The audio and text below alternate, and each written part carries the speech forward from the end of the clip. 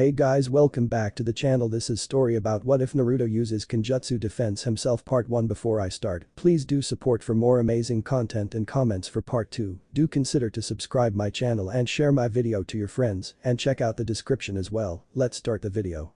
Yugao Yuzuki was Konohagakure no Sato's premier swordsman. Her skill with the sword far exceeded the basic instruction that constituted the minimal training that was bestowed upon the Anbu within whose ranks she is assimilated into. As a member of the Black Ops division of her ninja village, Yugao had been exposed to missions most ninja within the ranks of the village couldn't even fathom. Considering this facet of her life, Yugao was understandably upset when the third Hokage, Hiruzen Sarutobi, assigned her to watch over Konoha's resident troublemaker and pariah while squad rotation policies were being implemented. The vast majority of Konoha's adult population was well aware of the fact that Naruto Uzumaki played host and jailer to the most powerful entity known to civilization as a result of some clever handiwork by the late 4th Hokage Minato Namikaze. In a desperate attempt to save the village he was sworn to protect, Minato sacrificed his life in order to contain the Kyuubi no Yoko within Naruto. Regrettably, Naruto was seen as a physical representation of the suffering and carnage that was caused when the Kyuubi attacked Konoha. As such, many of the villagers indulged in the therapeutic act of destroying the 9-year-old body and spirit to derive some sort of compensation for their losses. It was during one of these therapeutic sessions that Yugao was able to track Naruto being chased by a rotund and inebriated member of Konoha's civilian population. A few short moments earlier, the aforementioned civilian had spotted a less than stealthy orange-clad Naruto attempt to take advantage of the food a bakery had discarded after the end of the working day. While Naruto wasn't an aspiring freegan, he knew better than to pass up on an opportunity on some decent quality bread. The unidentified civilian had spotted the village's punching bag in the alleyway that had access to the bakery. Naruto turned around at the sound of a wooden crate being kicked aside and shuddered in fear when he saw a man holding a glass bottle in his hand approach him with a menacing look in his eyes. Dropping the half loaf of bread in his hand, Naruto's eyes scanned the vicinity for anything he could use within easy reach to defend himself. Finding a 3-foot-long piece of metal at his side, Naruto decided to take advantage of the drunk's uncoordinated movement and use a swift guerrilla tactic to make an escape. Naruto took a few deep breaths to steady his heart and held the piece of metal in front of him in a form that felt most natural to him. From the rooftops that surrounded the alleyway, Yugao watched with interest as her charge for the night calmed himself and adopted a most peculiar stance with what she assumed was a rudimentary substitute for the sword that was on her person. Yugao made no move to interfere in this volatile situation, as her mission parameters clearly indicated that her presence was not to be discovered unless absolutely crucial. Besides, from her position on the rooftop, with a deft flick of her wrist, she could launch kunai and/or shuriken to wound the man, giving her charge sufficient time to escape. Naruto had managed to steady his previously panicked state of being and was assessing his options. Naruto was terrified as the man before him was wider than he was tall and possessed a weapon of his own as well in the form of the bottle whose contents he had just consumed. The sheer size of his opponent for the night became more imposing with every echoing step as the man took towards his prey. Naruto backed up into the shadows of the alleyway to create some space between himself and his adversary. Naruto quickly realized this means of action was futile as the large man continued to consume the space between the two with each purposeful and swaying stride. Carefully watching the right arm of the man within which the empty bottle lay firmly clasped, Naruto awaited the moment that would allow him to counterattack and hopefully escape this current predicament. As the drunken man readied his charge upon the hapless boy, a cruel smirk graced his features. Continuing upon his charge, the man made towards the boy in an attempt to knock the boy down with a single devastating blow to the top of his head. Naruto noticed the arc of the man's arm and quickly decided on a course of action. He lunged forwards, surprising his attacker, and sidestepped the man's attack during his brief moment of hesitation. Naruto was well within his attacker's guard and swung his makeshift weapon as viciously as possible upon the man's right ankle, eliciting a stumble and a howl of pain from the man. Naruto didn't stop to survey his success as he bolted away from his assailant, only momentarily slowing down to exchange his weapon for the previously discarded bread loaf. Naruto ran towards his apartment, adrenaline coursing through his veins as he left the man in an alley, shouting profanities to his own devices. The experience was surreal and exhilarating for young Naruto, as this marked the first time he was able to escape from such an encounter with both the food he was desperately craving and an injury-free body. Navigating the streets of Konoha as expertly as possible for a 9-year-old, Naruto reached his shoddy apartment mere minutes later. With the mission accomplished, the adrenaline left his body as quickly as it came, and the resulting crash meant that Naruto barely reached the trodden couch in his living quarters before his eyes closed. The prize for surviving the encounter, the half-consumed loaf of bread, lay on the floor temporarily forgotten until breakfast the next morning. Yugao reported the night's events to the Hokage as soon as she was able to verify that Naruto had reached his apartment. A small smile graced her features as she watched the boy crash into his couch, falling asleep with a smile of his own plastered firmly onto his face. Upon reaching her commander's office, she relayed the events of the night with unerring detail. It was clear to the aged Hokage that the Anbu agent was particularly proud of how the young boy had stood up for himself using a makeshift sword. The unmistakable hint of pride is what led to the current topic of conversation between the pair. Hokage-sama Yugao spoke reverently, "If you would allow it, I would like to teach Naruto the basics of Kenjutsu so that he may be prepared for such situations if and when the need arises." While his strategy was sound, he was up against a drunken man who had no formal training in any form of combat. The Hokage turned around to face the massive window in his office as he pondered his charge's request. Hiruzen loved the boy dearly and was painfully aware of the mistreatment he was subject to on a daily basis. The idea proposed by Yugao greatly appealed to him until he realized that members of his council, both ninja and civilian, would be in uproar as they learned that the village pariah was being tutored by one of their elite ninjas. The ensuing actions would only cause Naruto more harm than good, as more members of the populace might be tempted to cause bodily harm to the child. As the Hokage turned back around to face Yugao, she identified the defeated slump of her commander's shoulder and correctly guessed that she would not be given the affirmative. "Yugao-chan," the Hokage began, looking into her eyes, conveying his thoughts on the matter with a mere address. "I understand." Hokage-sama Yugao picked up the signals easily. She chose to continue, however. "I just wish there was some way to pass on instruction to the boy." The pain was clear in his eyes, if only masked behind his determination. That statement sparked an idea in the Hokage's mind. The problem arose from private tutoring and reallocation of a competent ninja's abilities towards a lost cause in the eyes of both councils, but not the passing on of instruction. "Yugao-chan, I want a critical assessment of Naruto's physical abilities and mental capacity to the best of your ability submitted within a week from today. Along with a recommended training program for the boy to compensate for any lacking in either criteria. I cannot have you spend time tutoring the boy as this would be seen in a bad light by the wretched council, but maybe you can pass on your knowledge in written form." Yugao snapped her eyes to meet those of the Hokage. The idea was sound since instilling the fundamentals of combat need not require an active tutor. Naruto could learn from scrolls about adequate exercises, basic Kenjutsu, and if he took the matter seriously, he would instill discipline into his life, a value most important for a disciple of Kenjutsu. Giving a sharp nod to her commander and a quick salute, Yugao snapped back her mask on and disappeared in a flurry of leaves. The Hokage sighed once again. Sure, a great problem was on the verge of being solved, but why did his ninja insist on leaving his office using a leaf shunshin? They always left leaves behind in his office. It had been a week since Yugao witnessed Naruto's exploits in the alleyway. It was time for her to give in her report on the matter as assigned to her by her commander. Over the past week, Yugao had been assigned a full-time mission that involved the safety and assessment of the aspiring Konoha ninja. To the best of her abilities, the Anbu ninja avoided interfering with the daily activities of the boy.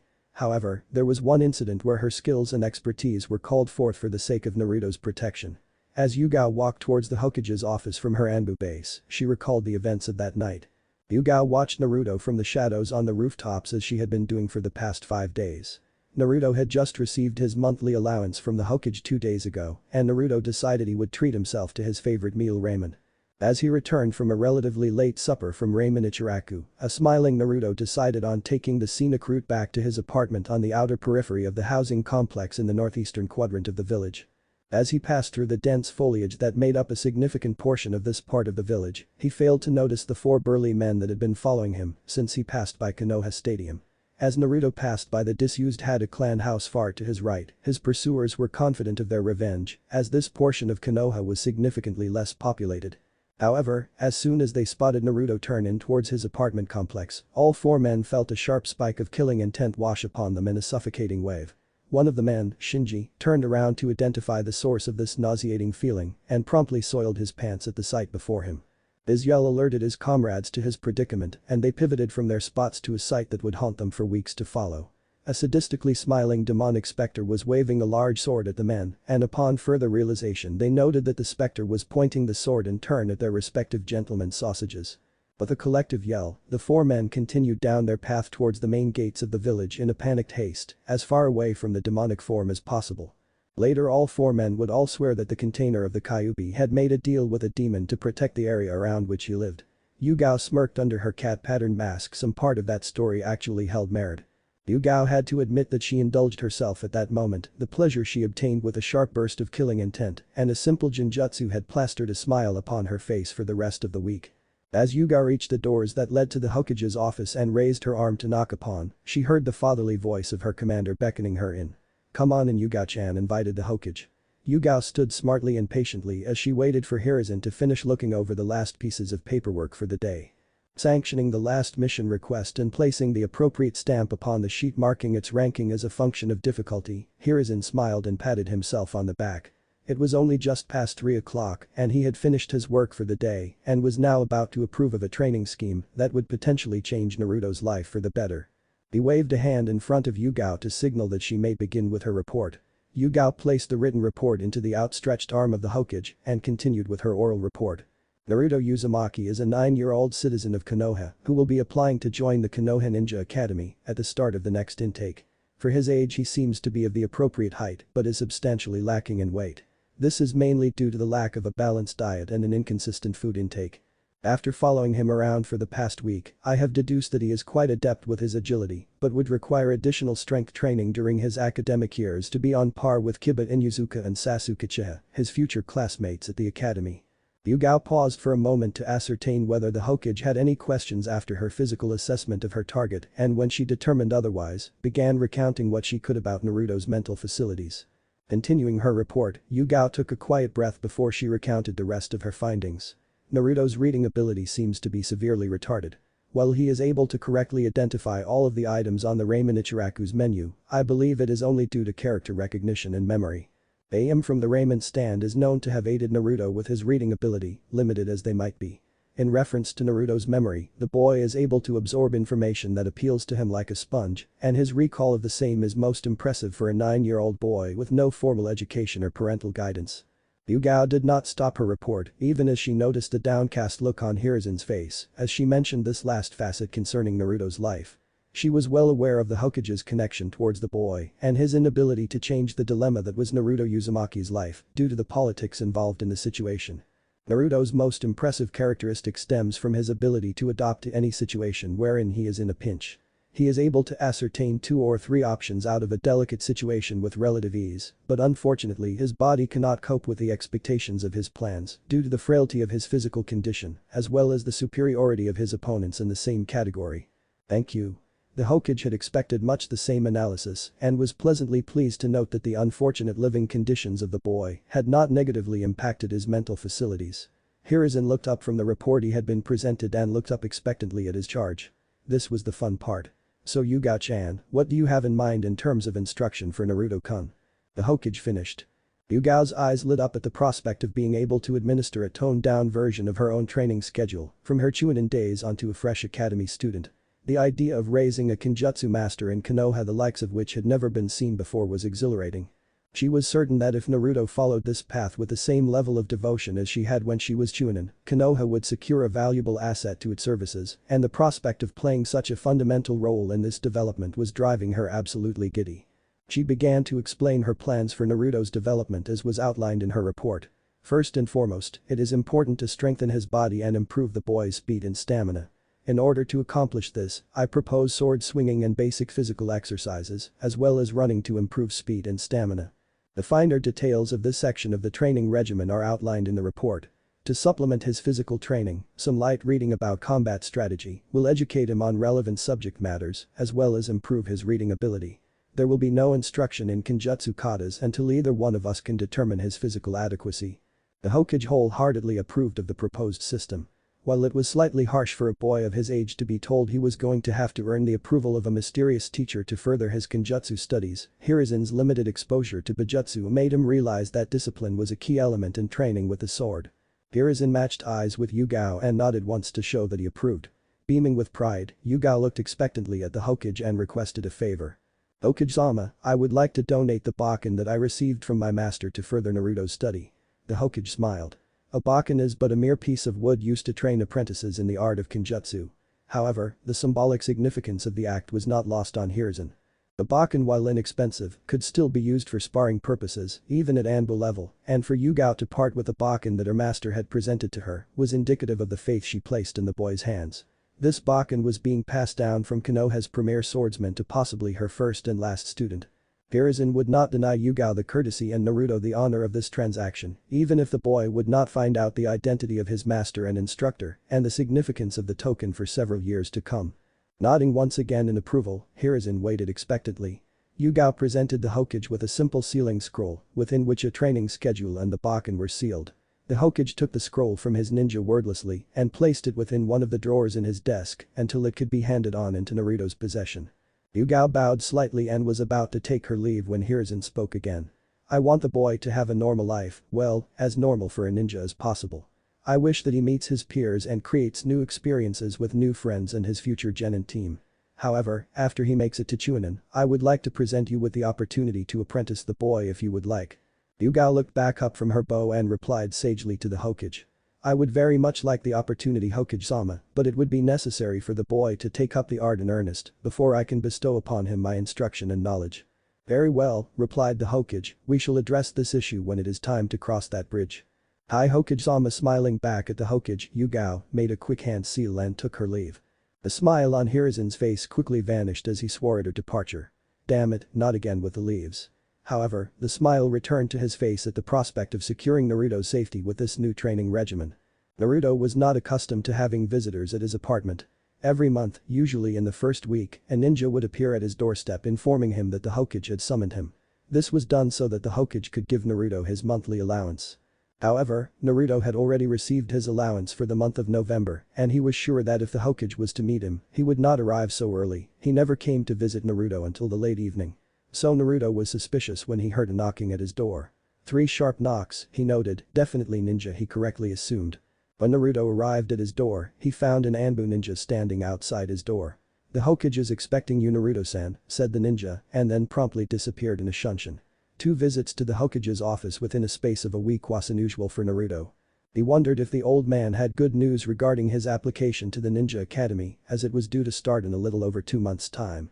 Naruto went back into his apartment and made himself presentable to the Hokage and then commenced the long walk towards the Hokage tower. It was times like this that Naruto wondered why he lived so far from the center of the city, and then the condition of his wallet reminded him cheap rent. Another blessing that stemmed from this early summons was the lack of people en route to his destination. Naruto was painfully aware of all the pointed glares he received as he strode around the village. He was certain he wasn't deserving of everyone's ire, but since no one was offering an explanation, nor was anyone actively attempting to hide their dislike for him, Naruto decided he would bear the brunt of this attack as nonchalantly as possible. As he reached the Hokage tower, he craned his neck as far back as required so that he could see the Hokage's office. He closed his eyes for a minute as he recalled the view from the office with unerring detail. He had seen firsthand the amount of work that went into being the Hokage, but that view from the top must surely be worth the pressures of the job. Maybe I should become a Hokage too, Naruto mused to himself as he climbed the spiral staircase through the spine of the building that would eventually lead him to the Hokage's office. As the Hokage's secretary ushered Naruto towards the office, Naruto opened one of the 2 doors and slid in. With a large smile and a polite wave, Naruto announced his presence to the old man. Good morning Hokage Jiji. You wanted to see me? Naruto-kun, you made it already? Please take a seat, we have much to discuss, said the Hokage as he smiled to see the exuberant boy enter his office and get comfortable on one of the 2 chairs on the other side of his desk. I'm not in trouble again, am I? Naruto asked the old man. I haven't done anything to trouble anyone since our last talk, I promise. Hiruzen laughed lightly at the expense of the confused child in front of him. No Naruto. You aren't in any sort of trouble, the Hokage told the boy, causing Naruto to breathe a sigh of relief. At least not yet, added Naruto cheekily, causing Hiruzen to laugh once again with a knowing glint in his eye. Hiruzen was well aware of Naruto's prankster abilities, having fallen victim to the boy's schemes on a few occasions himself. As Naruto watched the Hokage get a serious look in his eye, he sat up straight and focused all his attention on the next words that came out of the Hokage's mouth. Hiruzen began with a look that told Naruto not to interrupt until he had finished speaking. I want to start by saying that your application to start your studies in the Ninja Academy has been accepted and you will be starting in the academic year starting in January. There is some paperwork involved in finalizing the details of your entry and you will need to sign a document that my secretary will present to you on your way out. Naruto was ecstatic at the news but maintained his silence as per the unspoken request. Hiruzen was pleased with the boy's reaction. Naruto could be brash and outspoken when things were casual, but when it came to business, the boy had an uncanny ability to flip a mental switch and match frequencies with the Hokage. Hiruzen continued the delivery of the news. A lot of young ninja aspirants are trained by their families to gain an advantage in their education, as well as to induct their children into the secret techniques of their respective clans. While you do not belong to any clan specifically, I thought I would be able to lend a hand in helping with your training schedule. While I cannot personally oversee your training due to the constraints of my job, I would like to provide you with a scroll that should help you with the basics. Physical exercises and basic information that would benefit you before and during the course of your education at the Ninja Academy are outlined in a scroll I have here for you. I will be more than happy to hand over the scrolls to you if you are willing to accept the responsibility of following the instructions within the scroll until completion. Everything within this scroll is compiled for your individual needs, and as this training is exclusive to you, you mustn't share this information with anyone. The famed ninja clans of Konoha do not share their techniques with the others, as the training and techniques are suited best for members of their respective clans. For the same reason, you must do the same. Fortunately for you, a training ground exists near your living quarters, does it not? Naruto simply nodded, positively giddy with excitement and not trusting his voice at the moment. But Hiruzen continued, you are free to use that space, but if any other ninja come and request use of the training ground, you must vacate the area as they have priority. Is that understood, Naruto-kun? Another nod from Naruto signaled to the Hokage that the message had indeed been received and acknowledged. Do you have any questions, Naruto-kun? Did you really compile a unique training program just for me, Hokage? Naruto had reason to be critical. He had seen the amount of work that was required of the old man on a daily basis, and compounding his pre-existing burden with another chore seemed unlikely. Hiruzen smiled before he replied, I had some help on the matter from one of my ninja, I must admit. Naruto realized that he was not going to glean any information about the identity of his benefactor and so simply finished with a polite reply. I will follow the training program you have for me, Hokage. I promise to put all my efforts to meet whatever you ask of me, but on one condition. Hiruzen already knew of the nature of the condition without it being spoken, but let the boy speak it nonetheless. Please convey my thanks to your shinobi, Hokage. I will make you both proud. Naruto finished as he got out of his chair and grabbed the contents of the scroll reverently. Hiruzen had unsealed the contents of the scroll as Naruto stood up from his chair to reveal a simple scroll and a bokken with a simple guard. Naruto bowed to the old man before he took his leave, absent-mindedly signing the sheet presented to him by the Hokage's secretary. As it grew quiet within the office, Hiruzen turned to a corner away from his desk and near the still ajar door and simply said, so what do you think, Yugao-chan? Yugao phased into view with her cat-patterned mask affixed to her face, revealing none of her emotions from the corner of the office. I have great expectations of him, Hokage-sama. After all, he is part Uzumaki and part Namikaze. We all should. Hiruzen nodded and smiled as Yugao proceeded to walk towards the hallways outside the office, closing the door behind her. Indeed, Hiruzen thought. He is part Uzumaki and part Namikaze. It is just unfortunate that he does not realize the significance of the power that courses through his veins. One day, however, that will change. When he becomes Chunin, I will tell him about his lineage as well as the beast that resides within him. For now, I am just glad he has one more person to look out after him. Thank you, Yugao-chan. The advantage of residing in the land of fire was the relatively warm winter months. Konoha rarely saw snowfall, and even the coldest of winter days did not require much warm clothing to be donned.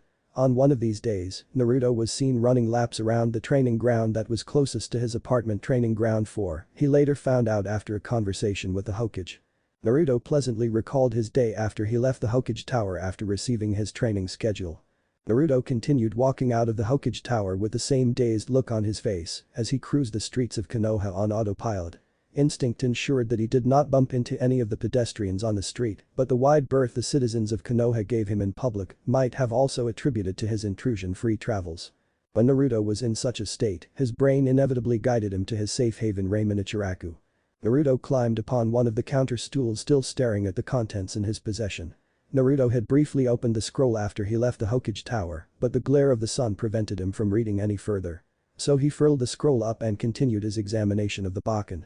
The bokken intrigued him endlessly, the feel of the wooden sword in his hand, the grind of the guard against his thumb and index finger, and the weight of the bokken itself were all new sensations to the boy. As Naruto sat on the counter stool, Am's frantically waving arm awoke him from his stupor. Am-chan, what are you doing here? Naruto asked stupidly.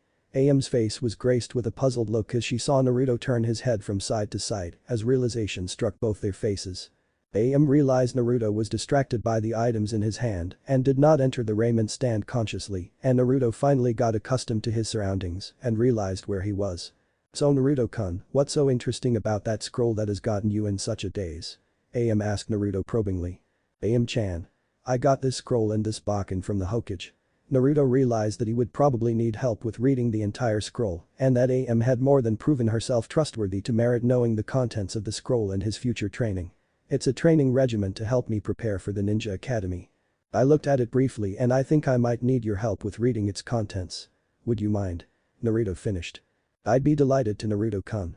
But let's not study on an empty stomach. First bowl is on the house. How you feeling about pork today? AM replied, not even waiting for Naruto's response. Pork was always okay. As AM returned moments later with a steaming bowl of pork ramen, she found Naruto back to his usual demeanor, scroll and bakken lying to his right on the counter and chopsticks in hand. "Itadakamasu," said Naruto before he began devouring the contents of the bowl. Over the years, AM and Tucci had conditioned Naruto to eat more humanely. However, this first bowl of ramen was attacked with a gusto that AM suspected had a lot to do with his eagerness to find out the specifics about his training. Naruto ordered one more portion of ramen before he and AM sat down to read the scroll. As there were no other customers in the ramen stand at the moment and her father was due to return shortly, AM did not think twice about helping Naruto right away. She occupied the seat on his right and unfurled the scroll that sat before her. She placed the scroll in front of Naruto, who had moved the second bowl of ramen off to the other side. Naruto attempted to read the instructions listed in the scroll but was unsuccessful in completing the list. As Tucci walked in, Naruto took a second attempt at deciphering the words. With a silent wave to the proprietor to acknowledge his presence, Naruto continued to read, this time with some guidance from AM. In less than half an hour, Naruto had finished reading the scroll section about physical conditioning. Thanking Tucci and, especially, AM, Naruto paid for his single bowl of ramen and took his leave from the ramen stand, promising to return soon. As he still had to read the section about his education and he was acutely aware that the concerned section would require a lot more effort and time. Pacing the periphery of the training field, Naruto reflected back onto the handwriting in the scroll. Naruto had seen both AM and Tucci write the specials on the board at the ramen stand. The handwriting on the scroll was even more flowing and delicate than AM's handwriting. This led to Naruto to believe that the ninja that helped the Hokage was most likely a woman as well. Pleased with his deduction and taking one step closer to unmasking the identity of his benefactor, Naruto smiled to himself. He continued pacing himself to ensure he met his self-assigned goals. Today was stamina training and it was going to be a long day. A few hours later, an exhausted and sweat-drenched Naruto returned to his apartment just as the sun was beginning to drop below the Hokage monument, lending ominous shadows upon the faces carved into the mountainside, making the four faces look more menacing than they did during the day. A quick shower later, Naruto donned a fresh set of clothing and began cooking his supper. Chicken and rice was on today's menu. He would need to supplement his diet better. The scroll had listed various foods for their specific constituents and the respective benefits of the same towards his physical development. Naruto ate his dinner in a contemplative silence. While his dinners were always eaten in silence due to a lack of companionship, critical thinking and reflection were not often guests during meal times. Naruto had begun reading the second half of the scroll the Hokage had given him. He had had an easier time to read the contents than he previously thought. He had read over a third of the material. It was another long list, this time of books, but unlike his physical training, these books were assigned a priority. Naruto would need to meet the Hokage again, as he had no idea where to find these books. As the training program did not list a schedule for his exercises and rather encouraged him to develop his own schedule, Naruto began his first day of training, the previous day, with speed training. Naruto had always been quite quick. He recalled several instances where he outran quite a few of the civilians in Konoha and those rare instances when he outpaced young ninja during his prankster escapades. Speed training had been unexpectedly brutal and Naruto had considered it his best attribute. Speed training involved several short sprints and running while making quick directional changes to help improve agility. Naruto had felt the strain in his legs at the end of the day and he had woken up with a dull throb in his calves in the morning. The scroll had highly recommended taking regular breaks within the regimen to help recovery of muscles. Naruto had understood the logic behind that line of reasoning and decided he would have a break every third day. In addition, the scroll had emphasized flexibility and core fitness and suggested that both these aspects be worked on a daily basis. Core strengthening and flexibility was now included into Naruto's nightly ritual, along with his dental hygiene. As Naruto finished his quota of sit-ups and stretching, he prepared himself. The next morning Naruto awoke with a smile. He would be focusing on strength training today, which meant he would finally have a reason to swing the bakken he received from the Hokage. He decided he would break up his day into two segments, completing the physical exercises in the morning and the sword swinging after lunch. Just before noon, Naruto walked up towards the Hokage Tower, slightly apprehensive about the monumental reading list he was about to take on. Waiting patiently until he was summoned inside the Hokage's office, Naruto idly spent the time looking around the office floor. It was completely unexceptional that double doors that led to the Hokage's room were situated in the far end of the hallway, and the only thing between the staircase and the double doors was the secretary's cubicle on the left-hand side of the hallway, which was currently unoccupied. Naruto sat on a row of chairs that occupied the diagonal wall from the secretary's booth. As the secretary walked out of the Hokage's office, she noticed Naruto sitting on one of the chairs and quickly popped back in. As she came back out again, she motioned to Naruto that the Hokage would see him now. As he walked past her cubicle, Naruto greeted her with a polite "Aheo Mikoto-san." Mikoto Yamanaka, one of the few people Naruto had seen with blonde hair, replied with an equally polite "Aheo" and smiled at the boy as he passed. As a former ninja and veteran of the Third Shinobi War, Mikoto was aware of Naruto's status as a Jinchuriki and had a strong inkling about one half of his parentage. After all, very few people in Konoha's past who weren't Yamanakas had blonde hair. Naruto opened the doors to the Hokage's office to see the old man waiting expectantly for him. Sarutobi eyed the scroll in Naruto's hand and realized that the boy must have questions regarding some of the material in it. "Aheo, Naruto-kun. What brings you back? Did you miss this old man so much?" Sarutobi greeted. "Mornin' Hokage Jiji. You wish, old man. Mikoto-san told me you were missing all the ruckus I would cause pranking people and that I should come in to tell you not to worry and that I am still the same person," Naruto smartly countered. Hiruzen smiled, shifting his many wrinkles as the contours of his face morphed into the happy expression. "I take it you have started on your training, Naruto-kun?" asked Hiruzen. Naruto beamed. Having a training schedule helped him twofold. For one, it kept him out of trouble with the locals as he did not interact with them much. In addition, training reduced the monotony of his days, significantly keeping his body active had the added bonus of keeping his mind focused. In response to the Hokage's question, Naruto replied, "I just started. I have had 2 sessions, but I have a question about the reading material you've recommended. I am not sure where I can get these books from." Naruto handed the scroll over to the Hokage, who looked over the list, whose eyes widened in realization as he recognized a slip in his proposed reading schedule for the boy. "Naruto-kun, it seems I have made an oversight. These books can only be accessed by ninja or ninja in training, and so you will only have access to them when you formally begin your education at the Ninja Academy. I recommend that you focus on your physical training for now. We can organize the books for you once the session starts in January, which is just over a month from now," Hiruzen said, realizing his oversight the minute the problem was brought forth. "Were you able to read everything by yourself?" Hiruzen asked, as he was well aware of Naruto's reading ability as it was outlined in the report Yugao presented. Naruto scratched the back of his neck sheepishly. He had made a promise not to share his training details with anyone else and had almost immediately failed to do so. Nervously, Naruto replied, "Oh no, so you see," Naruto faltered, embarrassed by the situation. "I don't read very well, so I needed some help. I asked Am-chan from the raiment stand to help. She had been helping me with my reading before and it made sense that I would go to her about this. I know I said I would keep it a secret and I am really sorry I didn't, but Am-chan is very trustworthy, I assure you." Naruto pleaded for his innocence and Am's quality of character. "I trust you, Naruto-kun, but let's make sure that we don't let anyone else know, all right?" Hiruzen said. The Hokage's statement might have ended with a questioning tone, but Naruto knew it was not a request. Naruto nodded to show his assent as he watched the Hokage alight from his chair, bones cracking in protest. "Now then, Naruto-kun. It is time for lunch and I feel like having barbecue today. Would you care to join me?" "My treat," said the Hokage as he stretched his arms and legs in preparation for the short walk to the restaurant. "I need to find a successor soon. I am getting too old for the hat," mused Hiruzen silently. Naruto flashed a large number of his teeth to show his acceptance of the invite for the meal and walked beside the Hokage, matching the old man's longer stride with quicker strides of his own. The walk to the restaurant was conducted in silence, both men taking in the sights of the empty Ninja Academy and monolithic Hokage monument. When Hiruzen and Naruto reached the restaurant, they were seated promptly in a corner of the restaurant, as per the Hokage's wishes, and left alone to decide what items they would like to order for the meal. Naruto recognized a lot of the words on the menu as they were all listed on the scroll that the Hokage had given him.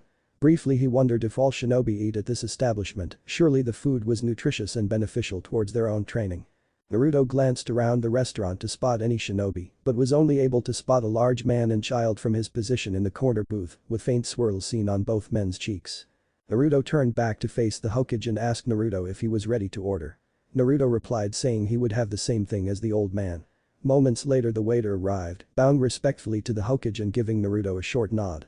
"We will have 2 portions of the half and half platter and 2 glasses of water," said Hiruzen in response to the unasked question. With a quick jot on the kitchen order token, the waiter retrieved the menus and returned into the kitchen, mentioning that the meals would arrive shortly. Naruto noticed that the large man and child he had spotted earlier were walking over to the booth that the Hokage himself had occupied. "Aheyo, Hokage-sama. Aheyo, Naruto-kun. How are you today?" Choza Akimichi asked the seated members of the booth. "Aheyo, Choza-san. I'm quite well. Hello, Choji-kun. How are you?" replied the Hokage, startling the young boy that stood behind Choza. "Be very well ho Hokage-sama," Choji sputtered in response. It was unnerving to have the most powerful man in the village asking a boy with confidence issues a question in such a casual setting. "Oh no, Choza-san. How do you know my name? I don't recall meeting you before," questioned Naruto. Naruto was rightfully wary of people who pretended to know him. It was a common trick used to lure him towards a group of people, usually a group that meant him harm. "You are right, Naruto-kun, we haven't been formally introduced. However, as a member of the Shinobi Council, I am privy to a lot of information, such as that prank you pulled on the coffee shop on the main street just over a month ago," Choza replied. The smirk on his face grew larger as Naruto looked about sheepishly. Hearing his father's statement, Choji shed all his previous shyness and exclaimed, "You are that Naruto?" pointing an accusatory finger at the boy in question. "But you are just my age, how did you pull off all those pranks? My father has told me quite a bit about you, you are quite brave, Naruto-san," Choji finished. Naruto's embarrassment grew further, indicated by the growing flush on his face. To further his embarrassment, the Hokage pitched in adding, "Looks like you have an admirer of your work, Naruto-kun." At this, Choji's face flushed to match Naruto's, both boys thoroughly embarrassed, while the elders laughed at their expense. Choza spotted his takeaway order being prepared at the counter and decided to take his leave. "By your leave, Hokage-sama," said the clan head as he bowed in respect. The Hokage returned the bow before bidding his goodbye to the father and son duo. "Bye, Naruto-san," said Choji, offering his hand to the startled Naruto. Naruto shook the proffered hand and nodded politely to the Akimichi clan head. "That boy is really strong," said Naruto as he turned away from the retreating forms of the Akimichis to face the Hokage. "When I shook his hand I could feel the strength of his grip easily. How is he so strong? He can't be much older than I am," Naruto wondered loudly. The people of the Akimichi clan are known for their brute strength. "Naruto-kun, remember I told you that members of clans teach their children well in advance of joining the ninja academy. I wouldn't be surprised if Choza taught his son a few clan techniques or enhanced his strength through training," replied Hiruzen to Naruto's ponderings. "I know, Hokage Jiji, but it is one thing to hear it and quite the other to see it. That is someone I will be classmates with and he is already so strong," said Naruto, in awe of the effects of early guidance. "By the time we graduate I want to be as strong as him, Hokage Jiji." "That's quite the task you have set yourself, Naruto. Akimichis are generally the strongest people in all of Konoha and rank highly in strength across the entire elemental continent. You should train to enhance your best attribute, your speed. Having said that, it would be unwise not to have some semblance of balance between all your physical attributes," Hiruzen sagely replied to Naruto. At this point, the food had arrived and both men dug into their respective meals. "I will need to train hard. I have much catching up to do," thought Naruto as he ate the rest of his meal in silencing, savoring the texture and taste of the meat and vegetables. As Hiruzen and Naruto walked back towards the Hokage Tower, a comfortable silence was held between the two men. Hiruzen was pleased to note the positive effect of the day's meeting with the Akimichi on Naruto. The boy had become much more determined since that chance meeting to improve, as was evidenced by the look in his eye, and this proved vital to instill self-belief at this early stage in his training. In addition, Choji might prove to become a friend to Naruto when in the academy, which would be invaluable in the near future to the boy's social development. "This is where we part ways, Naruto-kun. Keep training hard and you will see the benefits of your results when you join the academy. If you ever have any doubts, feel free to drop by at my office," said the Hokage as they reached the path in the road where they would split ways. Reaching into his robes, Hiruzen pulled out a book and handed it over to Naruto. "This is a remedial reading book. It is fairly simple to read and should help you significantly. Read this during your downtime." Naruto took the book from the Hokage's hand and said, "Thanks for the meal and the book, Hokage Jiji. I will train hard indeed." Naruto waved to the Hokage as he turned towards his apartment. After a short rest, he would begin his sword swinging.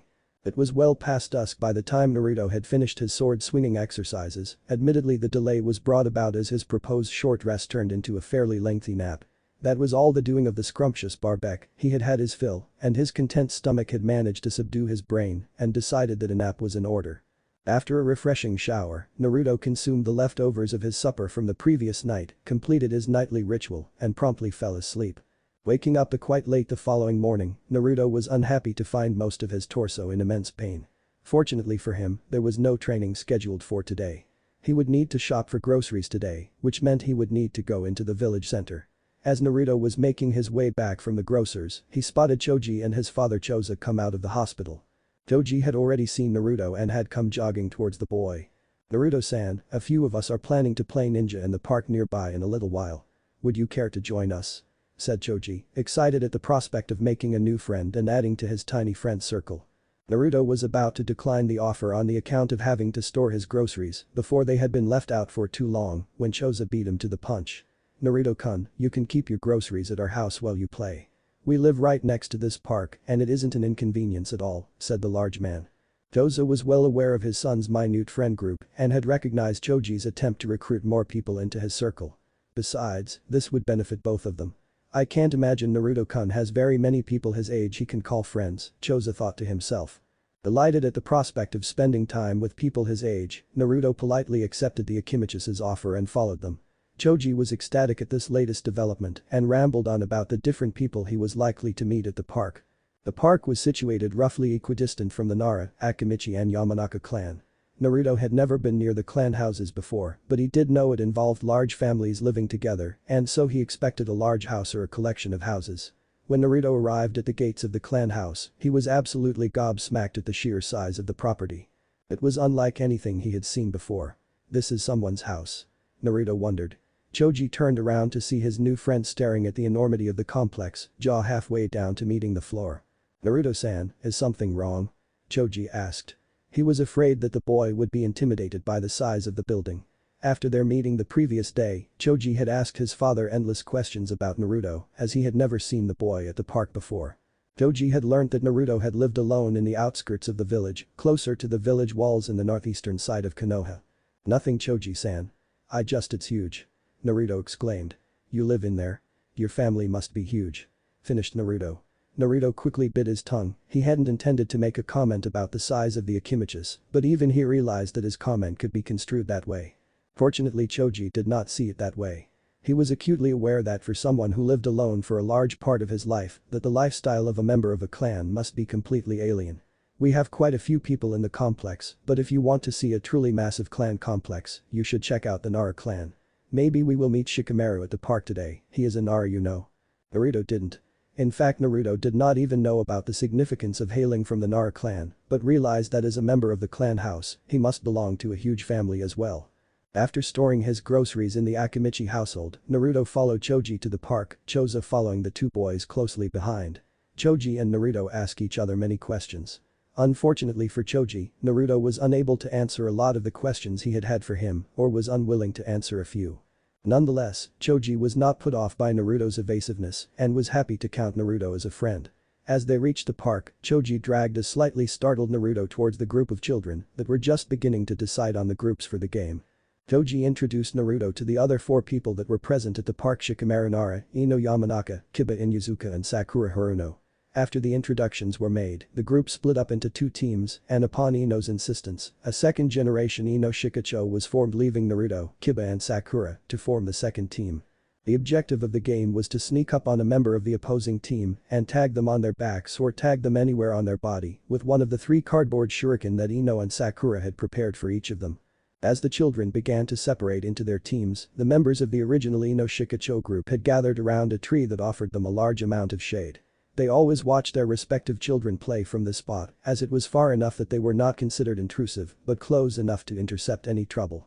Their children were all heirs to their respective clans and they were all acutely aware of the debacle that was the botched kidnapping of the Hinata Hyuga. As they watched a new addition to their children's group being introduced, Inochi Yamanaka raised a solitary eyebrow as he identified the boy. As he turned to Choza, he asked, "Isn't that?" "Yes, Naruto Uzumaki," finished Choza. "You don't mean Inochi began again only to be cut off for a second time?" "Correct. His one and only son," finished Choza. "And is that?" Inochi continued, determined to finish a sentence in this conversation for once. "The bright orange jumpsuit. Saw him wearing it the other day as well. I have absolutely no idea where he got it. Should be banned for being an eyesore. Thing practically reflects the sunlight back into your eyes," finished Choza, beaming smile on his face as he knew what would follow shortly. "God damn it, Choza. You always do this." Inochi hated when Choza would finish his sentences. Every so often, the large man would indulge in this pastime to annoy the mind walker in their group. Such was the intimate nature of the relationship between the three men that they were perfectly aware of the other's thoughts. This was the primary reason of the success of the famed trio. Shikaku Nara laughed boisterously at this interaction. He absolutely loved it, as he knew the mind reader was furious at having his own mind read. However, Shikaku knew this was no technique, just plain good old intuition. Should be interesting to see his prankster abilities in motion, finished the Nara clan head. His two friends merely nodded and watched as the two teams split off, proud to see the second generation of Ino Shikacho in action. Naruto and his team, who Kiba had determined should be called Team Kiba, split away from the Ino Shikacho group into their designated space in the park and began the count till 100, at which point the game would commence. As Sakura finished the count, she and Kiba split ways and began searching for their opponents. This confused Naruto as he was under the impression that they were a team and thus should be acting like one. Since this was his first time playing the game, Naruto decided he would hide in the shadows and try to determine if there were any effective strategies that could be employed to help him win this game. As Naruto slunk around in the shadows in one of the many trees in the wooded part of the park, he heard Sakura's indignant cry. She had been tagged, and if the obnoxiously shrill victory shout that had shortly pursued was any indication, he guessed that Ino had been the one to tag her out. 2 versus 3 now, thought Naruto. Naruto quickly had to correct himself as Kiba took advantage of Ino's lapse in concentration during her victory dance and tagged her with a precisely thrown shuriken to the girl's side. Ino was delirious that Kiba had tagged her during her gloating session. That's not fair. I wasn't ready yet, said Ino, turning to her teammates in search of support. When she received nothing but looks of pity, she huffed and sat down next to Sakura, verbosely cursing the Inyazuka boy for his treachery with all the gusto and malice a 9-year-old girl could muster. Kiba had managed to disappear back into the wooded part of the park as the remnants of the Ino Shikacho group redoubled their efforts to find their elusive opponents. Naruto spotted Kiba from his hiding place and quickly came up with a plan. He would bait Choji into giving chase and lead the larger boy towards Kiba's hiding place, from where Kiba could easily tag him, as Choji's attention would be on Naruto. Naruto zipped past Choji as he goaded him to give chase. Choji was startled by the initial burst of pace, but was determined to give chase. Naruto had separated Choji far away from Shikamaru that Choji was unable to heed his teammates' warning to give up the chase. Kiba was able to almost immediately latch onto his teammates' plan and decided to hide himself better so that he did not sabotage the plan. As soon as Naruto passed Kiba's hiding place, he slowed down fractionally to allow the Akimichi to catch up. Seeing the distance between himself and his target get smaller, Choji was filled with focus and his determination led to tunnel vision. All Choji could see was the back of Naruto getting larger and larger as he closed the distance between them. Choji had reduced the gap to a mere 2 seconds when he suddenly felt a palm on his back. Slowing his run, he turned to see Kiba standing at the very same spot he felt the contact with a cocky grin on his face. "Got you," said Kiba, chopping his arm in the air to make a motion of a sword chopping through a body to indicate his victory over Choji. "Nice one Naruto-kun, now let's get Shikamaru and win this thing," finished the boy as he made his way towards the still dazed Akimichi and began plotting Shikamaru's eventual loss. After having made their plan, Naruto and Kiba split off and began to search for Shikamaru. Shikamaru was acutely aware of the ploy to trap his friend as soon as he saw Naruto lead Choji away from him and towards the part of the park that was more densely packed with trees than the others. The watchful eyes of the fathers in attendance had spotted Naruto's plan as soon as Kiba had. "Impressive," said Shikaku.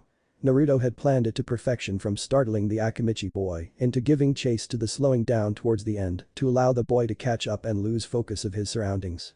"I know I should be rooting for my boy, but Naruto-kun pulled of a great team move for a team that showed no indication of wanting to work together," said Choza.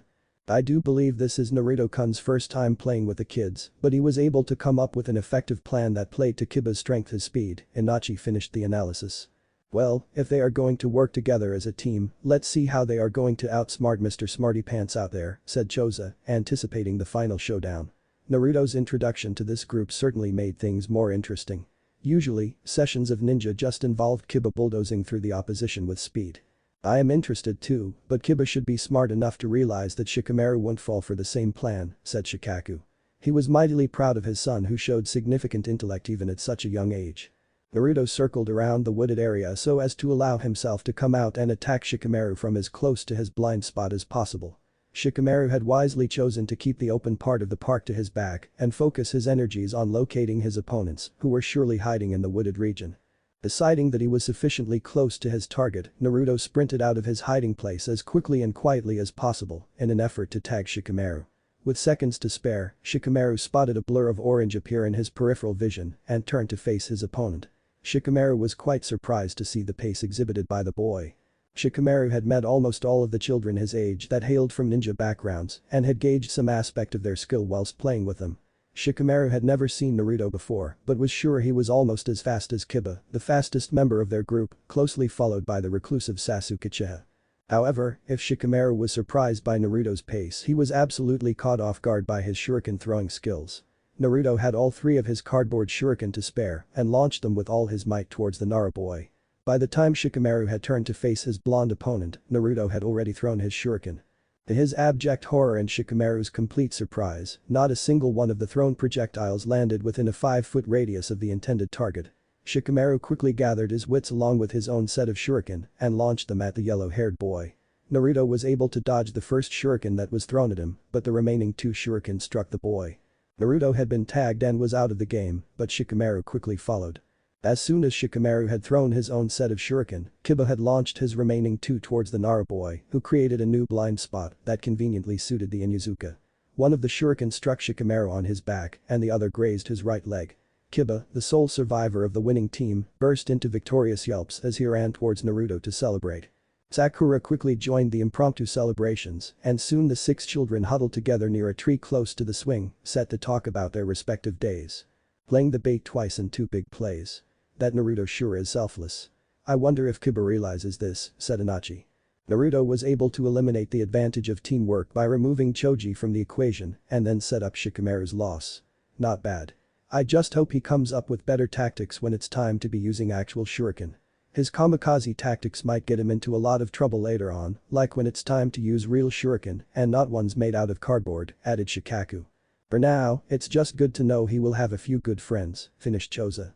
The 2 other men nodded their heads in agreement as they watched Kiba reenact the culmination of their recently finished game with some added theatrics. As Kiba sat down after his reenactment, Shikamaru spoke up. Naruto-san, how come I have never seen you at the park before? Most of the kids our age are usually here all the time. Ah, you see, I live very far from here and barely venture into this side of the village.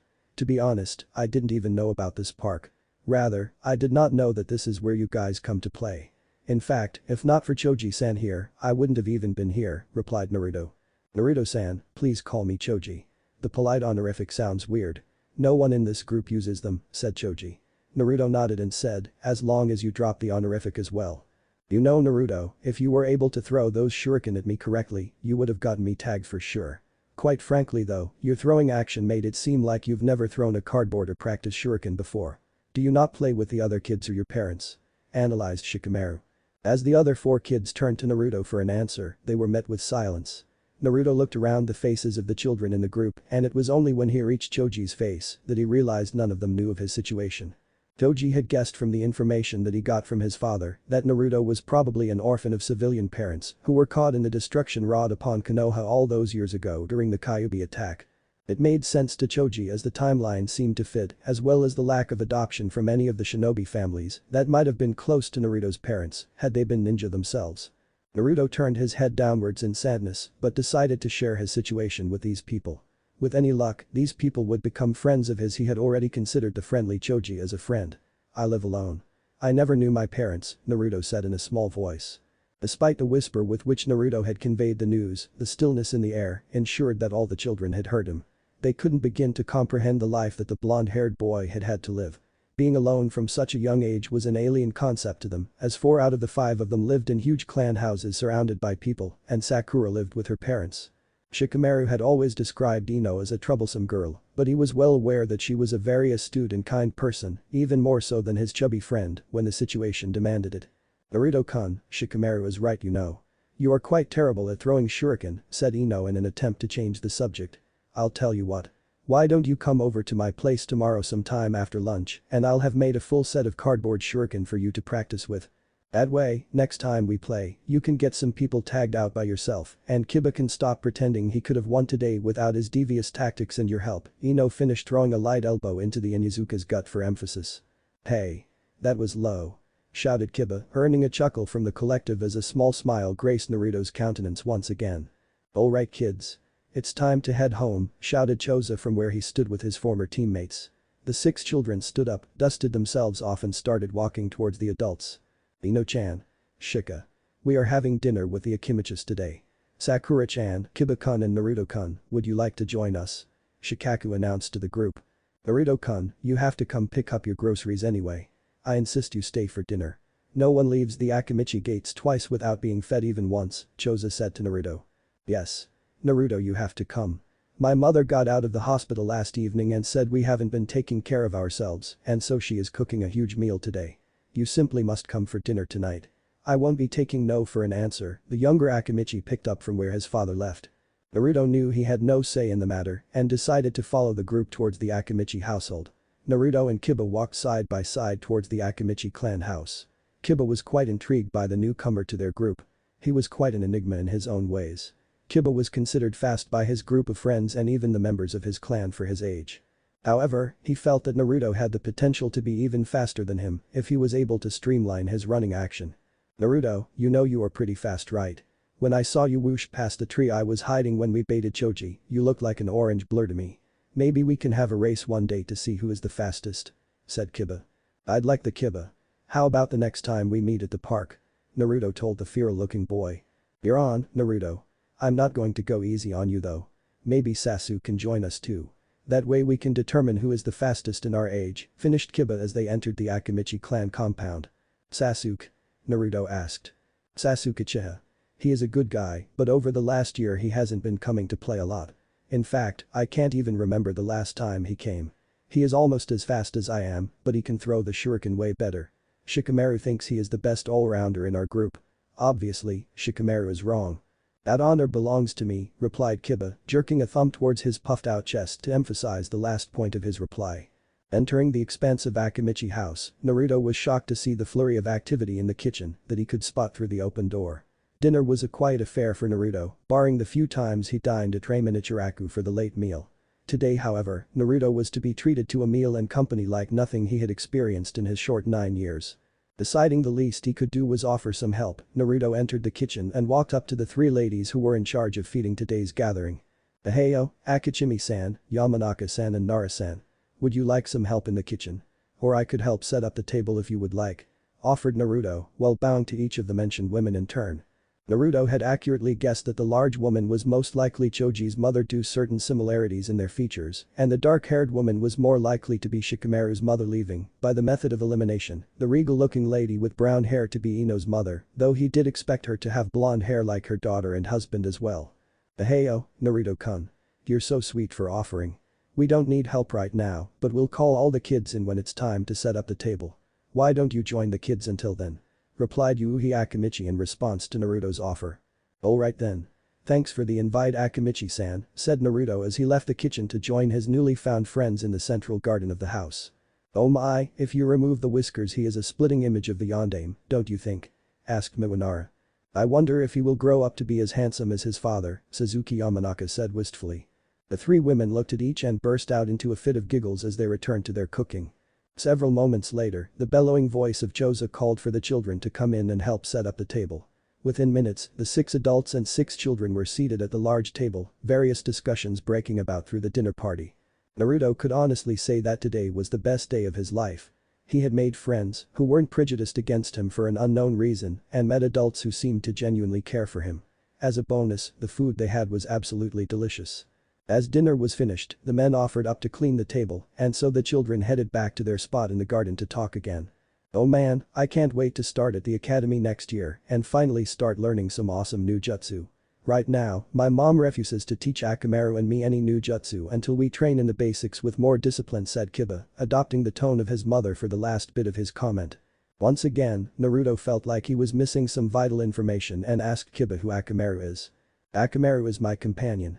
When you are part of the Inyazuka clan, each of us gets a companion dog with which we train and fight. He isn't with me today, as he has to train with the older dogs in the clan.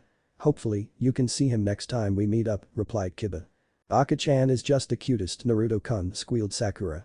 Nothing like his master, added Sakura to tease the Inyazuka in their group. Realization struck Naruto just a short while later. Kiba was joining the academy next year, the same year that Naruto would be joining. "Kiba, you are going to be starting at the academy in January too?" asked Naruto. "We all are starting next year.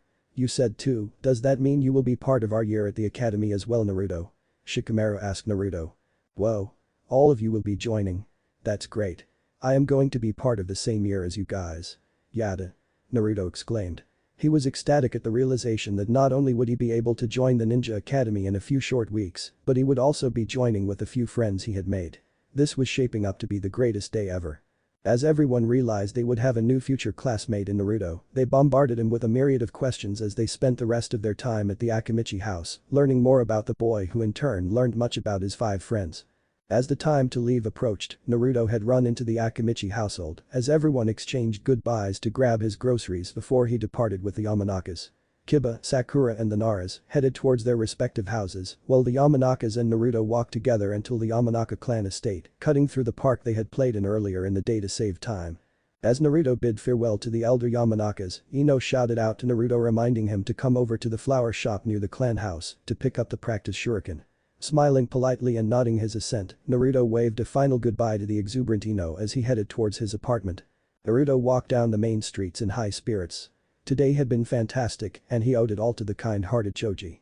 Choji's invitation to the game of ninja at the park had led to his meeting with his future classmates and friends. He would try to return the favor somehow, he owed the boy that much. Naruto reached his apartment without incident and put his groceries away. After finishing his exercises and stretches, he climbed into bed. Naruto pulled out the remedial reading book that the Hokage had provided him and began reading, the words on the book illuminated by the moonlight that streaked through the window above his bed. Eyelids growing heavy from the exhaustive day and the light reading, fell into a peaceful doze. With the new set of cardboard shuriken he had received from Ino, Naruto was able to supplement his training program further. However, it seemed that regardless of his best efforts, his aim with the shuriken could simply not improve. Practicing out in the training field, Naruto quickly realized that for an amateur like him, shuriken practice with fragile and lightweight cardboard shuriken was not meant for the outdoors, and so he set up several targets in various parts of his house. Every time Naruto would enter a different room in his house, he would pick up a shuriken and attack one of the targets. Naruto was never once able to hit a target from a distance of 5 feet or more. The new year rolled in alongside a chilly breeze from the northwest, and Naruto had met his 5 friends regularly since his fateful meeting with them in the park all those days ago. As promised, Naruto had had his race with Kiba. However, he had yet to be introduced to the elusive Sasuke, and so the race was just between the two boys. Kiba had won the race by a significant margin.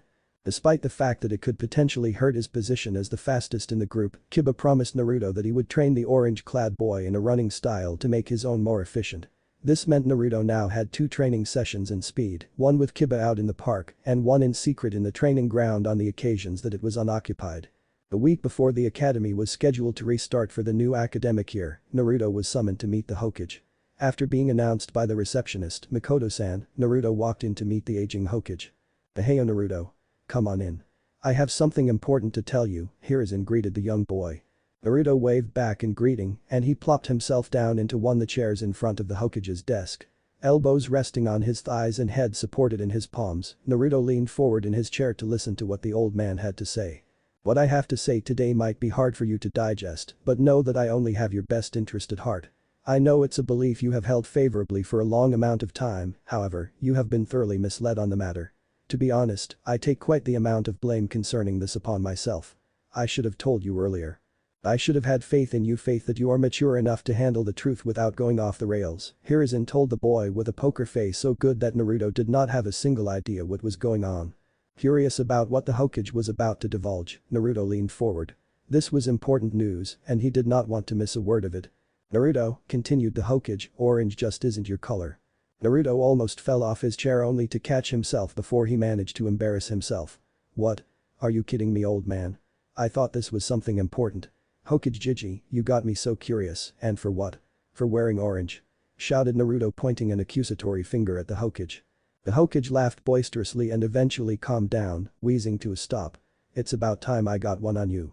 With all your damn pranks, I sure as hell can afford myself this luxury." Naruto had nothing to say in response as the Hokage had made a good point. Deciding it was time to change the subject, Naruto sputtered a response.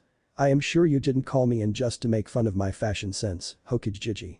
Well, I called you in to discuss something that is quite pertinent to your choice of attire. As Konoha has quite a few shinobi of its own, I am sure you have seen at least a few of them, Hiruzen told the boy with a serious expression on his face. Hiruzen continued with his point after seeing Naruto nod in confirmation. Have you ever seen a shinobi in such a bright color before? I once know. No, I haven't, replied Naruto, understanding the true reason the Hokage had summoned him this morning. My ninja are required to go on several dangerous missions. While I cannot explicitly tell them what to wear, I would rest easy when I know that they are taking every precaution to finish the mission as safely as possible. Some missions require shinobi to sneak into foreign countries. Can you imagine how long a bright orange-clad ninja would last on the barren terrain of Iowa? Hiruzen finished, letting his point sink in. Well, you won't be going on any missions until after you graduate and are unlikely to leave the country for months even after that. I strongly believe you should start consider this an aspect of your new shinobi life. I see your point. I do. The problem is, well, I can't quite afford anything else. Even if it's just Ninja Academy and I won't be doing anything scary, I would like to dress like a ninja, but I can only change my wardrobe when I pick up some ninja missions and get paid for them, said Naruto, acutely aware that in his current state of dress, he would not make it very far in Iowa at all. Well, that's because you haven't factored in a couple of things.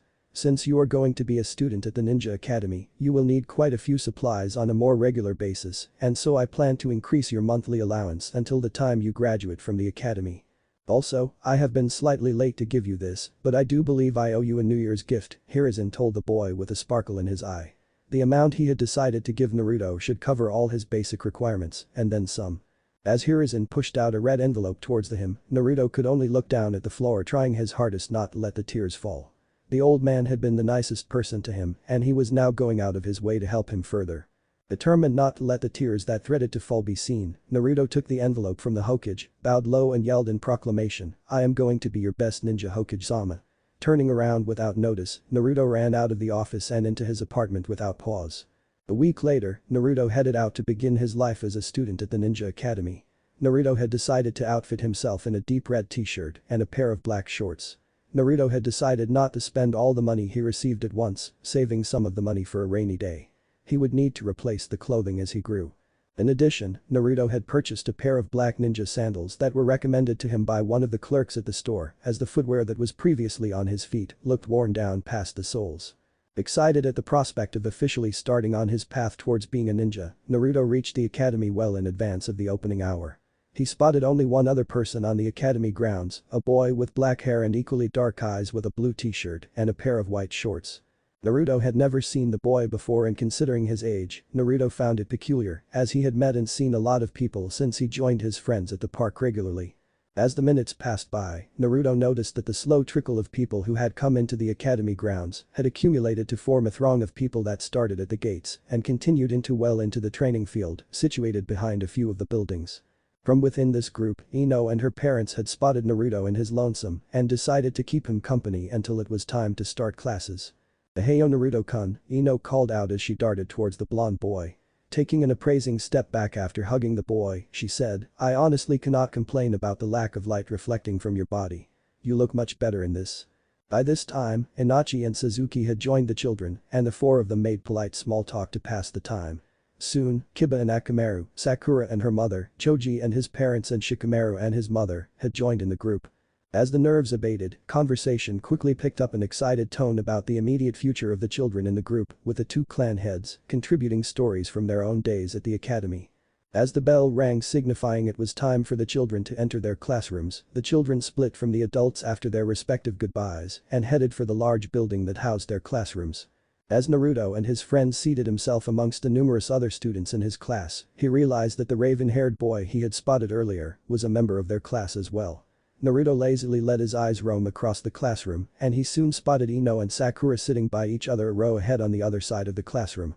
As he did not recognize anyone else from his seat, as he was sitting with Kiba, Shikamaru and Choji in the row of benches furthest from the writing board, he quickly followed Shikamaru's lead and rested his head on the table. Choji, he noticed, was trying to make conversation with the black-haired boy from before, while Kiba was talking to a spiky-haired boy who wore dark glasses. Soon, a young man with a scar across his nose and a Konoha Haitate walked in and announced himself to the class, "My name is Iruka Yamino, and you can call me Iruka-sensei. I will be your teacher for the next 3 years." The first 2.5 years of academy flew past for the now 11-year-old Naruto and his friends, which now broadened to include the weirdly shy Hinata Hyuga, the puzzling Shino Aburam, and the perennially sulking Sasuke Uchiha. Naruto was able to keep pace with Kiba easily and on occasion beat him in a foot race, but on the few occasions he ran against Sasuke, he was never once able to beat the raven-haired boy. Naruto still continued his training in secret but joined his friends in the park as often as he could.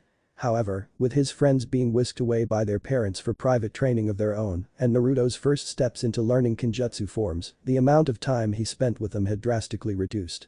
It had been a while since everyone had been able to meet together and Choji and Ino had managed to convince the entire group that they should all meet up to celebrate the large boy's birthday at the Barbec restaurant. Naruto was to pick up Ino after her shift at the flower shop and then head over to the restaurant together. As he left his room, he spied the Bakken lying by his door, which triggered a memory of his first encounter with his Kenjutsu master. The academic year was split midway to allow the students to recuperate a little, recharge their batteries so to speak. The teachers, however, planned the break as it was close to impossible to maintain the focus of a bunch of restless pre-teens during the very warm summer months. During the break of his second year at the academy, Naruto was able to spend more time training than he was during the academic year. It was during one of his strength training sessions that he had first met her.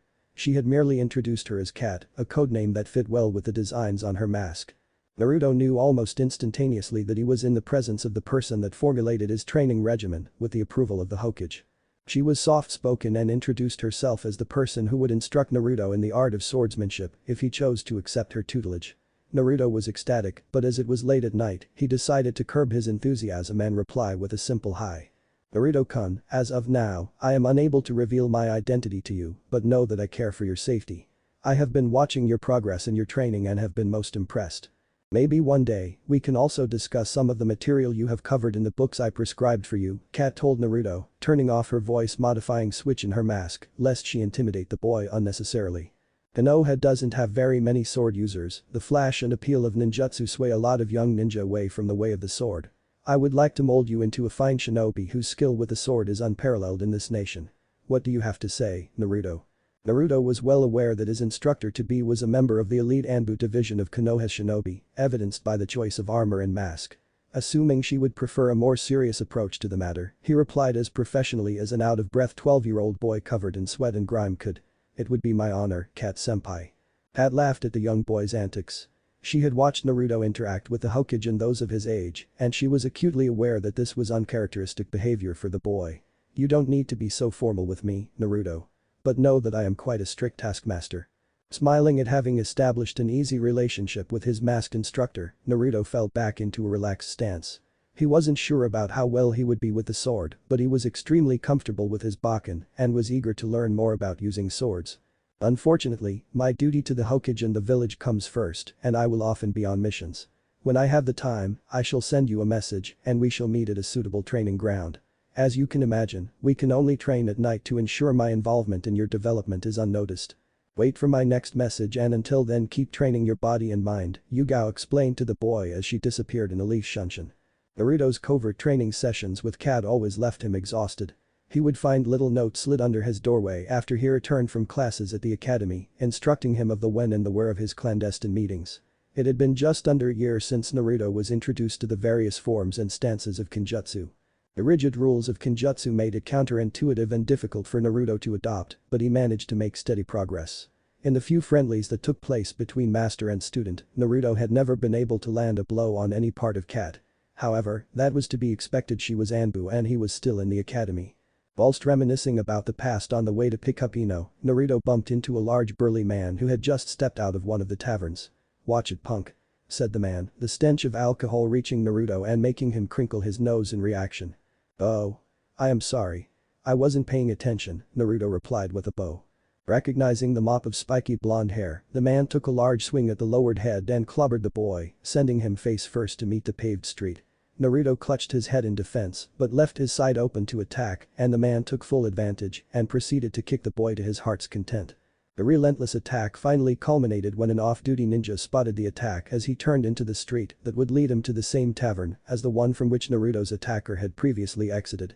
The ninja attacked the large man and warned him to leave immediately under threat of action. As Naruto sat up on the floor to face his savior, the ninja told the boy to wait outside the bar for a minute. Feeling no malice from his protector, Naruto complied and a minute later, the ninja returned with a glass of water in his hand. "Are you alright?" asked the ninja to the still-seated boy. "Oh. Stupid question. Do you think you have any broken bones?" As Naruto got off the street to stand up, a sharp wave of pain emanated from his right side, suggesting that the man had kicked him hard enough to break a rib or two. "I'll be fine soon enough," said Naruto to the yet-to-be-identified ninja. It was true, Naruto healed from a myriad of injuries during his short life with a miraculous rate of recovery. Consuming the proffered water, Naruto returned the glass to the ninja. "Thank you, ninja-san. I must be on my way, I have to meet some friends." Naruto walked away from the tavern and proceeded towards the Amanaka flower shop, favoring his right side even as he felt the pain reduce with each passing step. "A glass of water is the least I could do for you," Naruto-kun thought the masked ninja with his high-tate covering his left eye. Mood fouled, he forwent his tavern visit and decided to call it an early night. Naruto reached the flower shop just as Ino finished preparing the last bouquet for a familiar-looking couple. As Naruto entered the shop, the ringing of the bell attracted the attention of the Ino towards the ragged-looking blonde. "Naruto. I am just finishing up here. What happened? You're covered in dust. Well, just clear up your face at the basin in the corner. Just give me a bit to change out of these clothes and I will be right with you," Ino said without pause, hurrying towards her house, missing her friend's true state of affairs in her haste to prepare for the party. As Naruto washed his face and returned to the counter, he noticed that the couple from earlier were Shikamaru's parents and that they were still at the shop. "Hello, Nara-san," said Naruto meekly, turning his face away when he noticed the questioning glance that was thrown his way courtesy of both parents. Unable to bear the scrutiny anymore, Naruto came up with a weak lie. "You see, I was on my way here and I was daydreaming and walked into a lamp post. Ha ha, clumsy me." Shikaku was displeased and replied in kind. "Naruto, I am a ninja and my whole career is based on deception. Please don't insult my intelligence. If you ran into a post, why are you favoring your right side? No one walks into a post sideways." Hearing Ino shout out a goodbye to her mother and the concern in Miwa's eyes, Naruto decided to tell the Naras the truth. "Alright. I was on my way here and I wasn't paying attention and ran into a drunk. He punched and kicked me.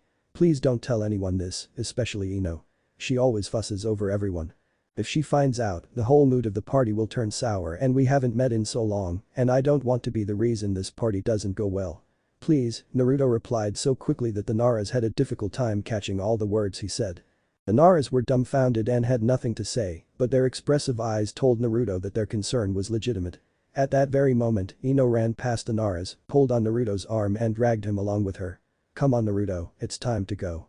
We are late already." Miwa turned to Shikaku and said, "Honey, we have to do something for him. What happened to him shouldn't be happening to anyone, especially someone of his age. What if it was Shika-kun? I know what we need to do, but first we need to talk to Shika about it too. This will change his life as well. I am sure he won't have problem, and then I will petition the council after I consult with the Hokage," Shikaku told his wife, eliciting a small smile from her. It was all her could do for her for now. The party was a roaring success with Sasuke, Shino and Hinata all coming over to the restaurant to celebrate Choji's birthday. As the group broke up eventually and everyone headed their separate ways, Shikamaru was the only person who noticed that Naruto was far more subdued today than he would have been normally. Initially, Shikamaru chalked it down to a matter of fatigue as a result of Naruto's own training. Naruto's rate of improvement was quite sensational, and he knew that the extra speed and lithe physique did not come from just training sessions with Kiba. It was only when Naruto left the room to head to the restroom that Shikamaru realized that his mannerisms was a consequence of an injury and not fatigue. Still, he could have picked up the injury while training. If he is training without supervision, it is quite likely to happen after all, Shikamaru thought to himself. When Shikamaru returned home late that night, he was surprised to see his parents not only awake but waiting for him. Surely I couldn't be in trouble. Curious, Shikamaru sat down on one of the empty couches and let his parents take the lead in their own time. "Heyo, Shika-kun. How was the birthday celebration?" Miwa asked her son. "It was all right. Mom, Dad, I know this isn't why you are still up. Is everything all right?" Shikamaru asked his parents. Shikaku smiled a melancholic smile, his son was sharp as ever, he would be a great ninja and a valuable asset to Konoha in the future. "Fair enough. It's too late in the night to be beating around the bush. Son, we are concerned about Naruto-kun's safety and well-being and as such wish to adopt him into the family to protect him better," Shikaku told his son. To his credit, Shikamaru didn't fall off his seat. For that matter, he barely showed any change in expression. Well, if he is too lazy to become a good ninja, at the very least he can become a great poker player, Shikaku thought to himself, momentarily distracting himself from the serious situation at hand. You want to know if I would be comfortable with having an adopted brother? Shikamaru asked his parents rhetorically. I can see why you are concerned for his safety. I saw him nursing quite an injury just today, I take it you know more about it than I do? Questioned the Nara heir. The silence in the air and the concerned look in his mother's eyes provided an answer in and of itself. I like him. He is a good kid and quite clever in his own ways. Besides, no one our age should be living alone. I'm proud of you guys for taking the initiative, Shikamaru finished.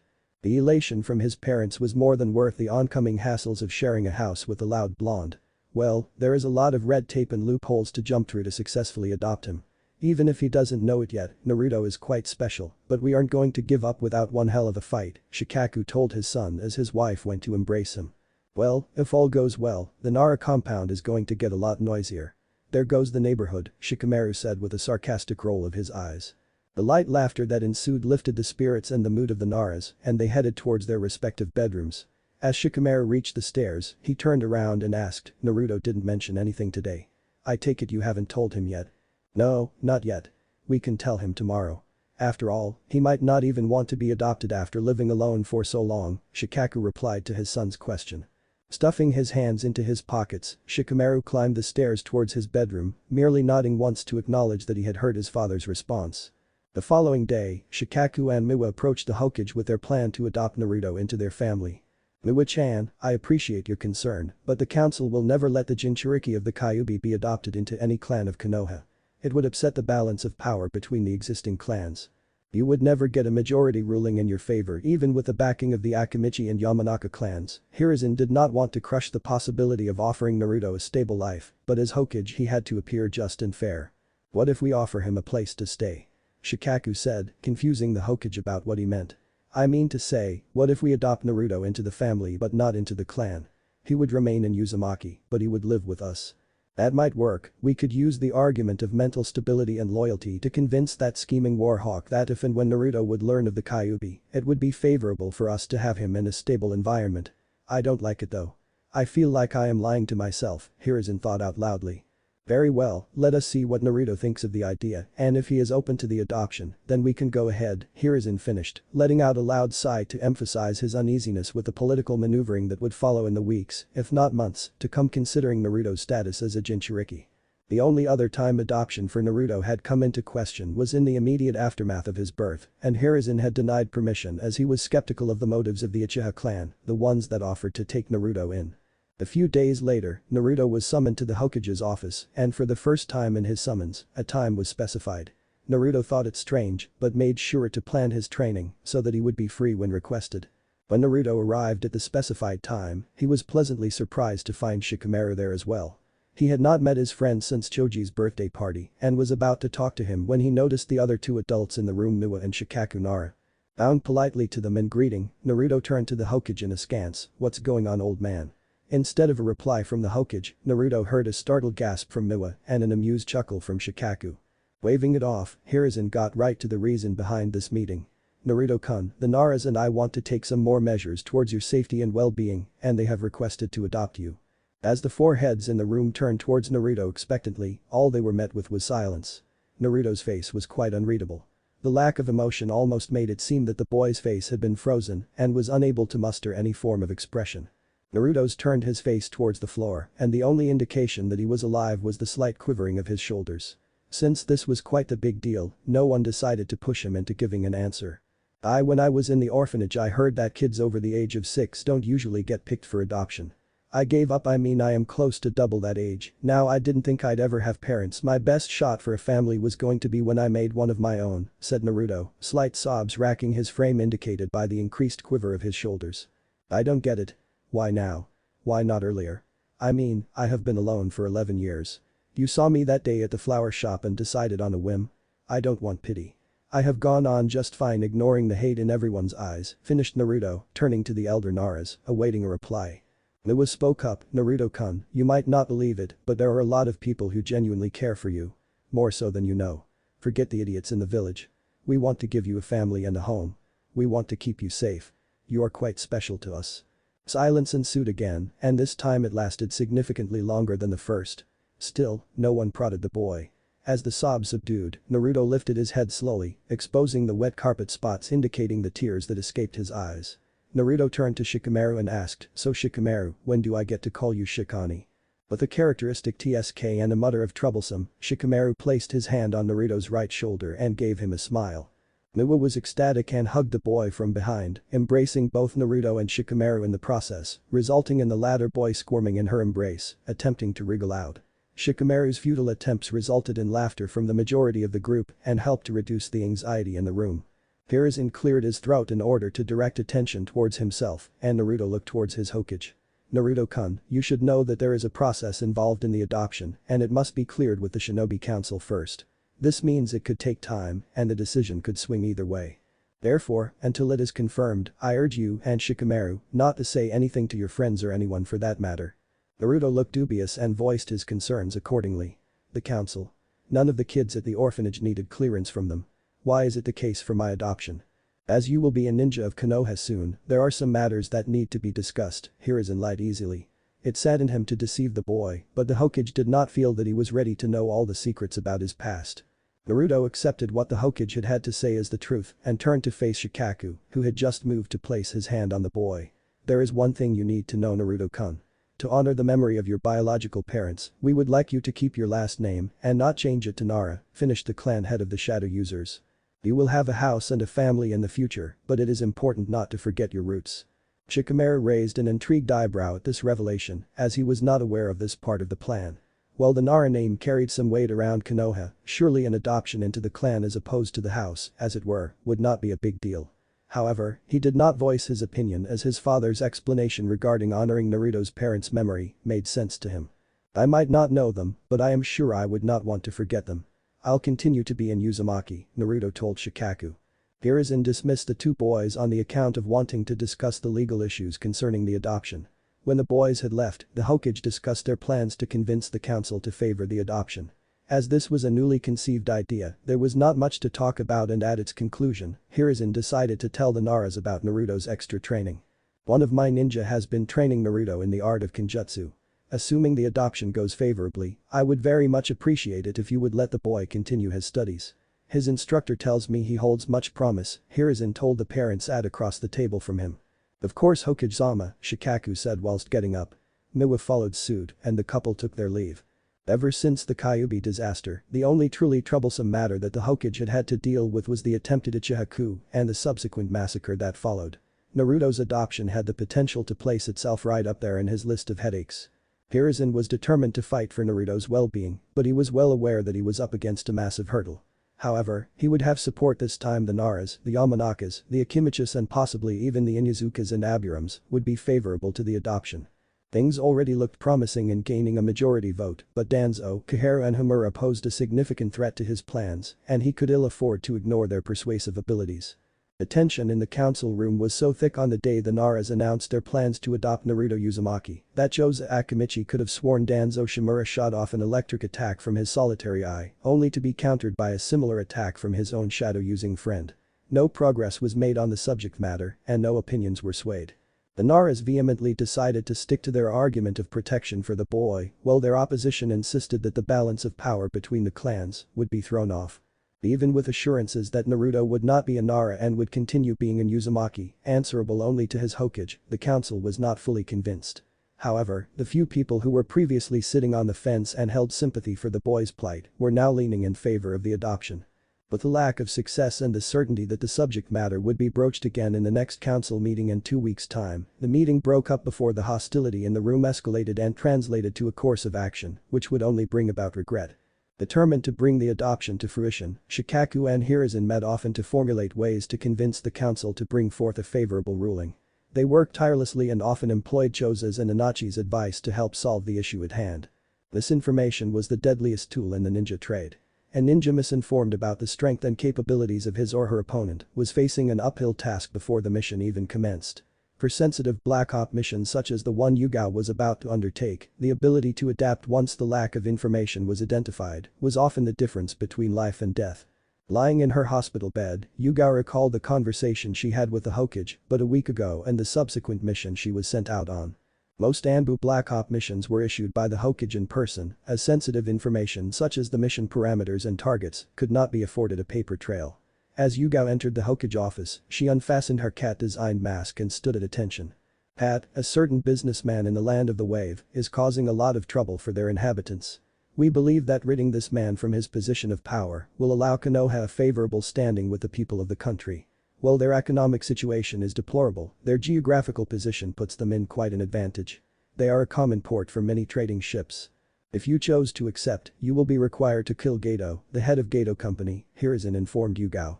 It shall be done, Hokage-sama, replied Yugao. One more thing, the Naras wish to adopt Naruto into their family. He won't be a Nara, but he will have a family and a home. What do you think?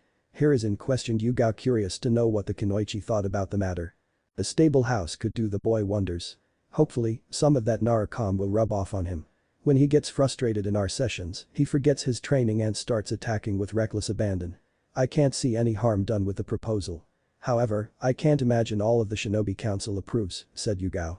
We shall see what happens. Know that while there is no formal timescale for your mission, the sooner you accomplish your objective the better, finished the Hokage. Hiruzen handed Yugao a small scroll. She opened the scroll, memorized the contents and proceeded to burn the scroll. Yugao placed the mask on her face again, bowed low and disappeared in a shunshin. As Yugao was leaving through the gates of Konoha, she took a detour to head towards Naruto's house and slid a note under his door, informing him that there would be no practice sessions for a while. The contents of the scroll had informed her that Gato had employed a few samurai bodyguards for protection. Yugao knew she could dispatch those men easily and then proceed with the assassination of the shipping magnate. In the cover of the night, Yugao proceeded to tree hop until she reached the border between the Fire Country and Wave Country. Hiding her armor and other ninja tools in her pack, Yugao donned civilian clothing and rented a hotel room in the Land of Waves. She would finish off the mission under the cover of the following night. The 2-day journey to the border and the subsequent journey on foot to the Land of Waves meant Yugao reached her hotel late at night, 3 nights after her departure from Konoha. Using the daylight hours to recuperate her lost energy and strength, Yugao idly wondered what Naruto had been doing over the days of her absence. She admired the boy's work ethic, the results of which were clearly defined in his lithe physique and improved speed. However, he had much room for improvement in his sword techniques. Yugao waited until past midnight before she began her preliminary scouting of the premises. Her search revealed that there were 3 hired Ronin, as was outlined in the scroll she had burnt earlier. Satisfied with her search, Yugao slunk into the shadows and proceeded to make her way through to the room, which housed the sleeping Gato. Making short work of the 3 Ronin, Yugao made her way towards the room with an uneasy feeling. She couldn't shake the feeling of being watched, and her paranoia served her well as she ducked at the opportune moment to avoid a thrown kunai from her blind spot. Quickly turning to face her attacker, Yugao cursed at the sight in front of her. A ninja was part of the protection detail as well, a former cloud shinobi, if his scratched out height was anything to go by. Cold steely eyes bored into Yugao's own brown orbs as both ninja prepared for battle.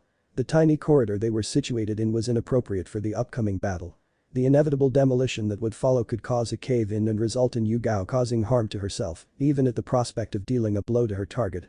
Thinking quickly, Yugao threw a pair of kunai at her attacker, who pulled out his sword to deflect the thrown projectiles with ease.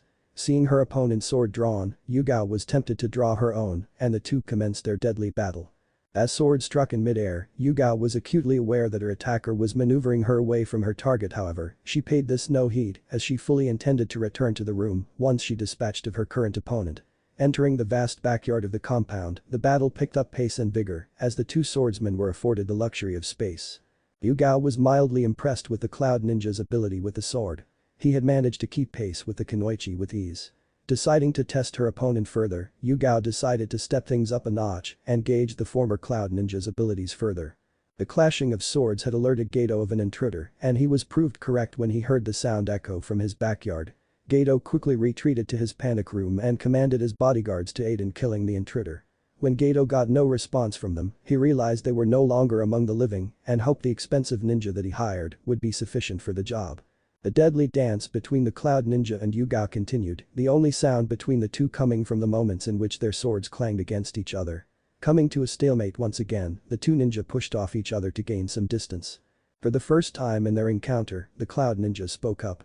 "You are very adept with the sword, Kunoichi-san.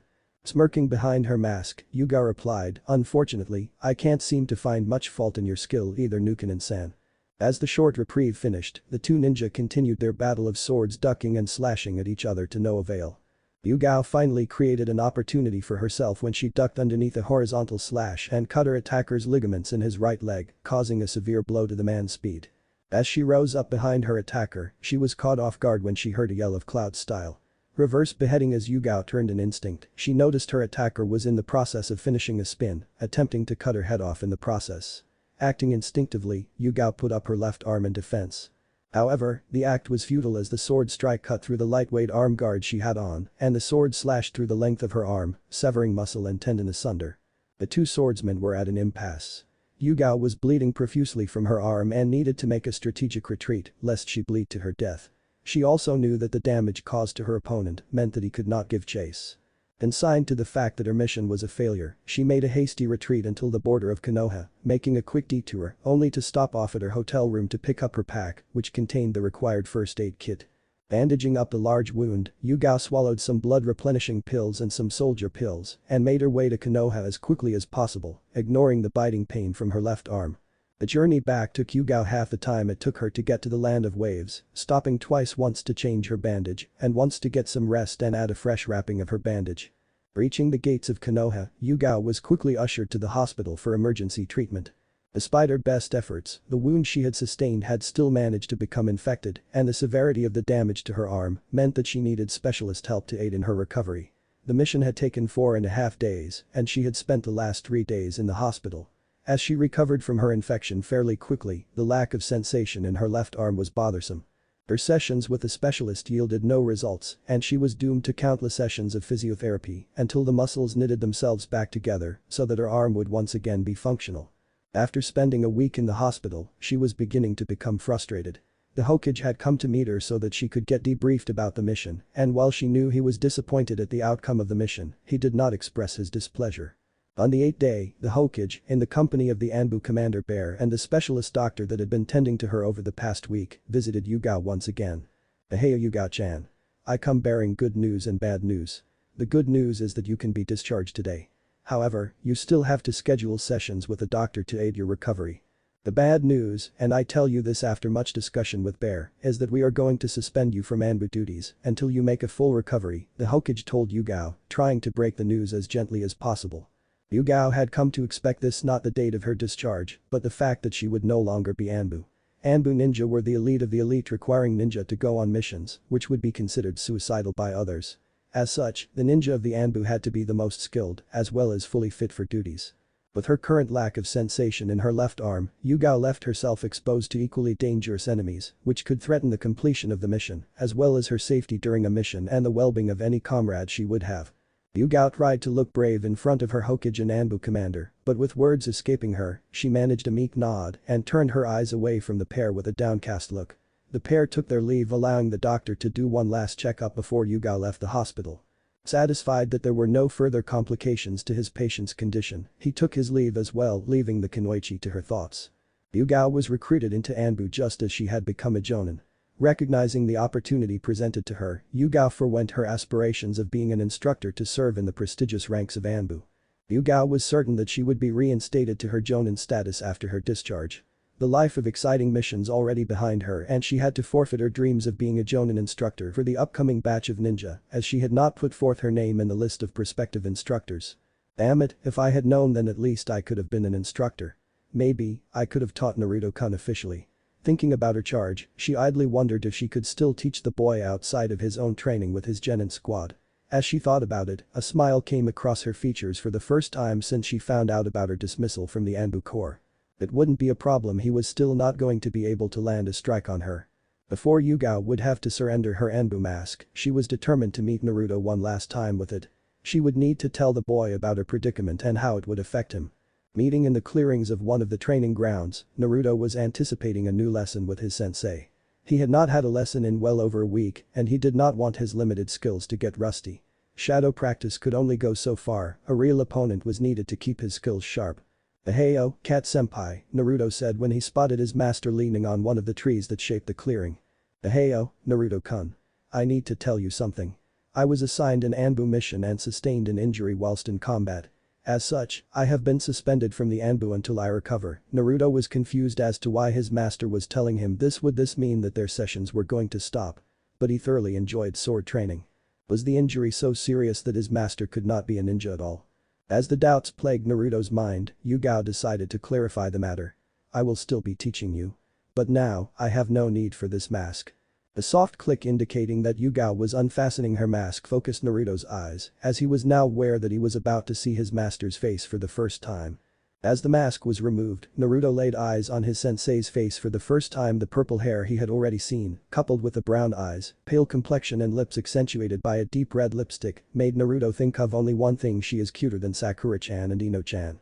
Wondering where that comparison came from, Naruto quickly refocused himself and shot of a series of questions. "You said you were hurt, senpai. Is the injury serious? Would you be taking a break from teaching?" Laughing lightly, Yugao assured her protege that her plans for him would not be affected by her injury. Upon further show of concern for her well-being from Naruto, Yugao became exasperated and disappeared from Naruto's view, only to reappear with her blade drawn out, pointing towards the boy's back from her position behind him. "Just because I am hurt doesn't make me useless, Naruto-kun, you would do well to remember that." But those last words, Naruto's latest session with his recently unmasked instructor began. The session was especially brutal, and he was sure this was the case because Yugao wanted to prove the point she made in her last comment. When the session finally ended, Naruto thanked his sensei. "Thank you, Cat-sensei," Naruto finished with a bow. "Not anymore. Without this mask, I am not Cat anymore. You can call me Yugao-sensei," replied the former Anbu ninja. "Hi, Yugao-sensei," Naruto said, bowing down once again before he left the clearing, heading home for some well-deserved rest and relaxation. As the end of June rolled in, Hiruzen and Shikaku had been battling the non-committal fraction of the Shinobi Council tooth and nail to sway the required number of votes their way. But the knowledge that the Ino Shikacho group would stick together through thick and thin and Hiruzen's support, Shikaku could not see them losing this vote, but it would be unwise to count his chickens before they hatched. Despite Danzo's explicit disdain for the adoption of Naruto Uzumaki by Shikaku and Miwanara, the motion passed favorably. Naruto was called into the Hokage Tower along with Shikamaru and Miwa. Naruto was unaware of the results of the adoption vote and assumed that he was to meet the Hokage about his monthly allowance for the month of July. When Naruto walked in, he saw the three Naras he was familiar with and greeted them politely, offering Shikamaru an overtly enthusiastic hug. "Naruto, I am happy to announce that the council has voted in favor of your adoption. You can move in with the Naras at your earliest convenience," Hiruzen told Naruto. The words Naruto caught caused him to become glazed over and he turned to the elder Naras for confirmation of the news. Getting an affirmative nod from Shikaku, Naruto ran towards the couple to hug them briefly before he jumped onto his brother and hugged and shook him in delight. At the end of his celebrations, the tears in Naruto's eyes were evident, but he did not mind them as they were tears of celebration and happiness. "So Naruto-kun, when do you want to go tell all your friends about this?" Shikaku asked with a knowing smile as both his sons had been forbidden to speak about the adoption until it was finalized, and expecting Naruto to keep such a big secret from his friends was clearly unnatural for the blonde. "Right now.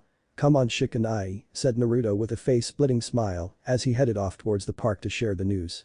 It was the weekend and training could wait a couple of hours. Watching Naruto drag an unwilling Shikamaru along, the Hokage and the Nara couple laughed along before they sat down to finalize the details of the adoption. Iruka Yamino was puzzled and thoroughly so. His most controversial student, Naruto Uzumaki, had managed to spectacularly fail the last portion of his exam. There was no indication that this sort of thing would happen. Regretfully, he could not change the rules. A student needs passing grades in the written exams, basic skills and ninjutsu to graduate from the ninja academy. In fact, Naruto had started brilliantly well. Ever since his adoption by the Nara clan, Naruto had become far more focused in his studies. Iruka assumed the added devotion was some sort of means to repay the Naras for their kindness. Whatever it was, Iruka was happy as a serious Naruto meant a non-pranking Naruto most of the time. Naruto's skill with taijutsu and weapon handling were showing promising developments over the past 2 years and Iruka felt he had himself to blame if he couldn't have spotted Naruto's need for remedial instruction in bunshin making. The clone Naruto made during his examination period was so sickly and ineffective that the only way the blonde would be able to beat someone in battle with it is if they laughed themselves to surrender or defeat. Of all the students in his class, the one who showed the most improvement was one of the few to fail. It was now up to him to assign the students who passed this year's exam their teammates to form the latest batch of genin teams. With the advent of Naruto's failing, Iruka would have a hard time assigning teams as well as an unpleasant one. If Iruka considered his previous day was unpleasant, then his morning didn't show any signs of his problems abating. Waking up to a furious knocking on his door, Iruka was surprised to see his assistant teacher Mizuki. "Hurry. We need to go to the Hokage's place right away. Naruto has stolen the scroll of seals," Mizuki said. Iruka followed Mizuki in a daze with several questions swirling around in his head, and the one which held most prominent was how does Naruto even know about the scroll of seals or where it was kept. Iruka headed towards the woods to try and locate the blonde troublemaker. A few moments later, Iruka spied his target and hopped off the branch he was on to land in front of Naruto. "Sensei. Oh man. You are here already? I thought I would have some more time. Can you come back in a little while? I'll have the technique done soon. Then I can have my high tate as well, right?" "That's what Mizuki-sensei told me," Naruto spewed the words, hoping to get some more time to practice. "What are you talking about? Why did you steal the scroll? Are you learning a technique from the scroll?" Iruka asked Naruto, still perplexed about the absurdity of the situation. "What? You don't know? Alright. So after I failed the test last evening I didn't go back home because I didn't know how to tell Miwa-san and Shikaku-san that I failed the exam after all they did for me. That's when Mizuki-sensei found me and told me about the secret way to graduate," Naruto explained. Naruto took a deep breath before continuing, "Just like Mizuki-sensei said, the scroll was in the Hokage's place and I took it. I tried to learn a jutsu from the scroll, but it is very complicated. I opened it and the first one was a type of bunshin jutsu, and since that's the reason I failed the exam, I looked for another jutsu. Iruka-sensei, there are a lot of neat jutsus in here, did you know that?" Iruka let the boy ramble on, determined to uncover the real happenings of the situation at hand. He realized that Mizuki was the one who supplied Naruto with the information regarding the location of the scroll. "So I finally found a jutsu I like. The person who wrote the scroll calls a chakra beam. The principle behind the jutsu seems easy, but I cannot get past the first stage. Please give me some more time to finish it up, please," pleaded Naruto, completely unaware of the seriousness of the situation at hand. After finally getting a grasp of the situation, Iruka was about to question Naruto, but instead dived towards the boy and pushed the blonde out of the way of the incoming kunai. Unfortunately, however, a few of the kunai hit the chunin, one even going painfully through his right thigh. Without even looking up to face his attacker, Iruka knew who threw the kunai. When Iruka heard Mizuki order Naruto to return the scroll to the assistant teacher, Iruka's suspicions were confirmed. Instead of focusing on his attacker, Iruka decided to protect the young boy. "Naruto, run away as far as you can from here. Don't turn back. Go. Now." Iruka shouted the last bit, hoping to convey the urgency through his tone. Unfortunately, Naruto did not take Iruka's heating seriously enough, and his stunned state allowed Mizuki to break the confused boy's spirit further by disclosing the secret about the Kyuubi ceiling. Naruto stood in the clearing in the woods stupidly, the only words that Mizuki spoke that registered reverberated inside his head with a pounding so severe that he felt his head might explode soon. "You are the nine-tailed demon fox." Eventually, the words registered and Naruto finally understood why all the adults and most of the kids in Konoha treated him so harshly. Coming to terms with this new information, Naruto found himself oddly at peace, for now he knew that ubiquitous hatred of the people was justified in some sense. He did not think he was a demon fox himself, but he empathized with the villagers. He did not approve of their actions, but understood why they might have felt compelled to do as they did. However, Naruto found out that his newly found revelation came at a deadly price. As he looked up to face Mizuki, Naruto found a large shuriken whizzing through the air, poised to impale the blonde mercilessly. Naruto closed his eyes in anticipation of the pain that would inevitably follow and felt silly for bracing himself for far too long. The shuriken should have hit him by now. Did Mizuki-sensei miss? Naruto finally opened his eyes as he felt a drop splatter on his face. Reluctantly opening his eyes, the sight in front of the blonde horrified him. Iruka lay bent over the boy in a protective stance, playing the role of a human shield, preventing Naruto from getting hit by the shuriken at the cost of getting himself impaled. Things were starting to get overwhelming for Naruto, and he finally took heed of Iruka's advice and bolted into the deeper section of the woods as fast as he could, skidding to a stop and hiding behind a tree when he heard the clashing of bodies onto the forest floor. Naruto kept as quiet as possible to try and learn more about the Kyuubi ceiling from conversation between his two teachers. The demon fox would do that, but Naruto is different, Iruka wheezed, the damage from the shuriken and the subsequent battle taking its toll. Those words by Iruka plucked at Naruto's heartstrings hard and unrelentingly. It was the acknowledgement he had strived so hard to receive. He finally got it, even if it came after the friends he made and his new family was formed, and now the person who acknowledged him was about to die. He isn't the demon fox. He is a member of the Hidden Leaf Village, said Iruka, mustering all the conviction he had left. He is Uzumaki Naruto. Those last words were the final push Naruto needed to get him out of his funk. There was no way Naruto was going to be useless about it and let the man who risked his own life to protect him die without Naruto putting up a fight. Naruto sprang from his hiding place and drove a foot as hard as possible towards Mizuki's face. With Mizuki's attention on finishing off the troublesome Iruka, Naruto was able to catch the assistant instructor unawares and deal a devastating blow. Mizuki quickly brought himself to his feet to face his assailant. Naruto's bravado momentarily amused Mizuki, and so the Chunin declared he would eliminate the boy in a single stroke. Naruto was now calmer than he had been since this whole encounter had been. Mizuki had threatened to kill the man who saved his life. As Mizuki approached the boy, he noticed that Naruto had the palm of his right hand open with his fingers pointing downwards. As Mizuki took another step forward, Naruto warned his traitorous teacher, "Stay back." Taunting the blonde, Mizuki took another step forward, causing the boy to thrust his arm forward, rotating his wrist so as to point the open palm, with the fingers now facing upwards, towards Mizuki. "Chakra beam!" Naruto exclaimed. Alas, the attack was to no avail. The only visible effect of the attack was the dispersion of a few leaves within a foot-long radius in front of the extended arm as a result of the expelled chakra. Mizuki burst out into an uproarious laughter. "Is that all you got? Your silly attack didn't come close to me." Mizuki continued laughing as he took purposeful, menacing steps towards the now frightened boy. I am warning you. Step back." Naruto sputtered. He had not even come close to the mastering the jutsu, but in his desperation it seemed his only option. Mizuki strode forward with confidence, and Naruto's fear and anger rose with each step Mizuki took. As Mizuki placed himself mere couple feet away from Naruto, he tried the attack again, yelling its name to echo the feelings inside of him, "Chakra beam." This time the amount of chakra imbued in the attack was significantly greater and equally out of control. Mizuki was blown away by the impact of the arm thrust as a volatile chakra-enhanced fist impacted against Mizuki's gut.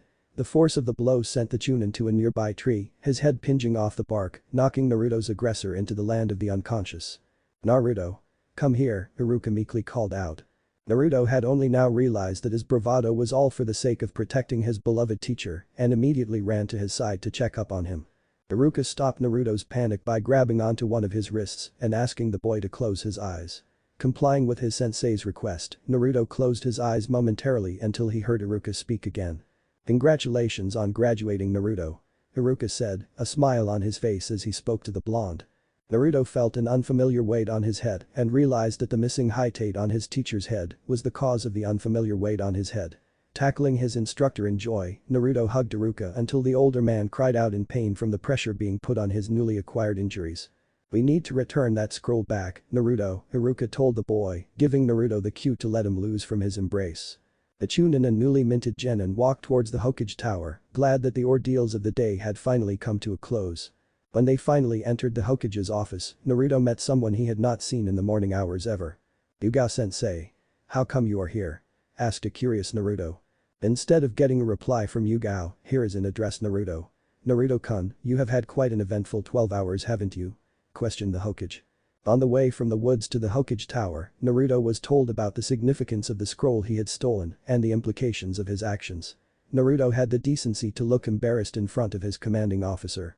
"I saw what happened with the crystal ball. I am not mad at you for what happened. But I am curious, how do you feel now that you know the truth?" the Hokage finished. Naruto scratched the back of his neck as he thought carefully about his answer. "To be honest, I haven't had much time to process the whole thing. I do understand why a lot of the villagers glare at me like they do now. Iruka-sensei explained it to me, though I am only its jailer, I am not the Kyuubi." "That is very mature of you, Naruto, I am proud of you. Any other questions?" inquired the Hokage. "I do have one more. Iruka-sensei told me I should ask you, as he was young when the attack happened and doesn't remember all the details. Why was I selected for the sealing?" Naruto asked, since Iruka had offered no answer on the subject matter before. For the Kyuubi to be sealed effectively, it needed to be contained in the body of a newly born child. If you recall, the Kyuubi attacked Konoha on the same day you were born. You were the most ideal candidate for the sealing, Hiruzen chose to answer with a half-truth. "So what about my parents? Did they not want me? Is that why they offered me up for the sealing?" asked Naruto, his thoughts turning darker as he could not help but feel the betrayal.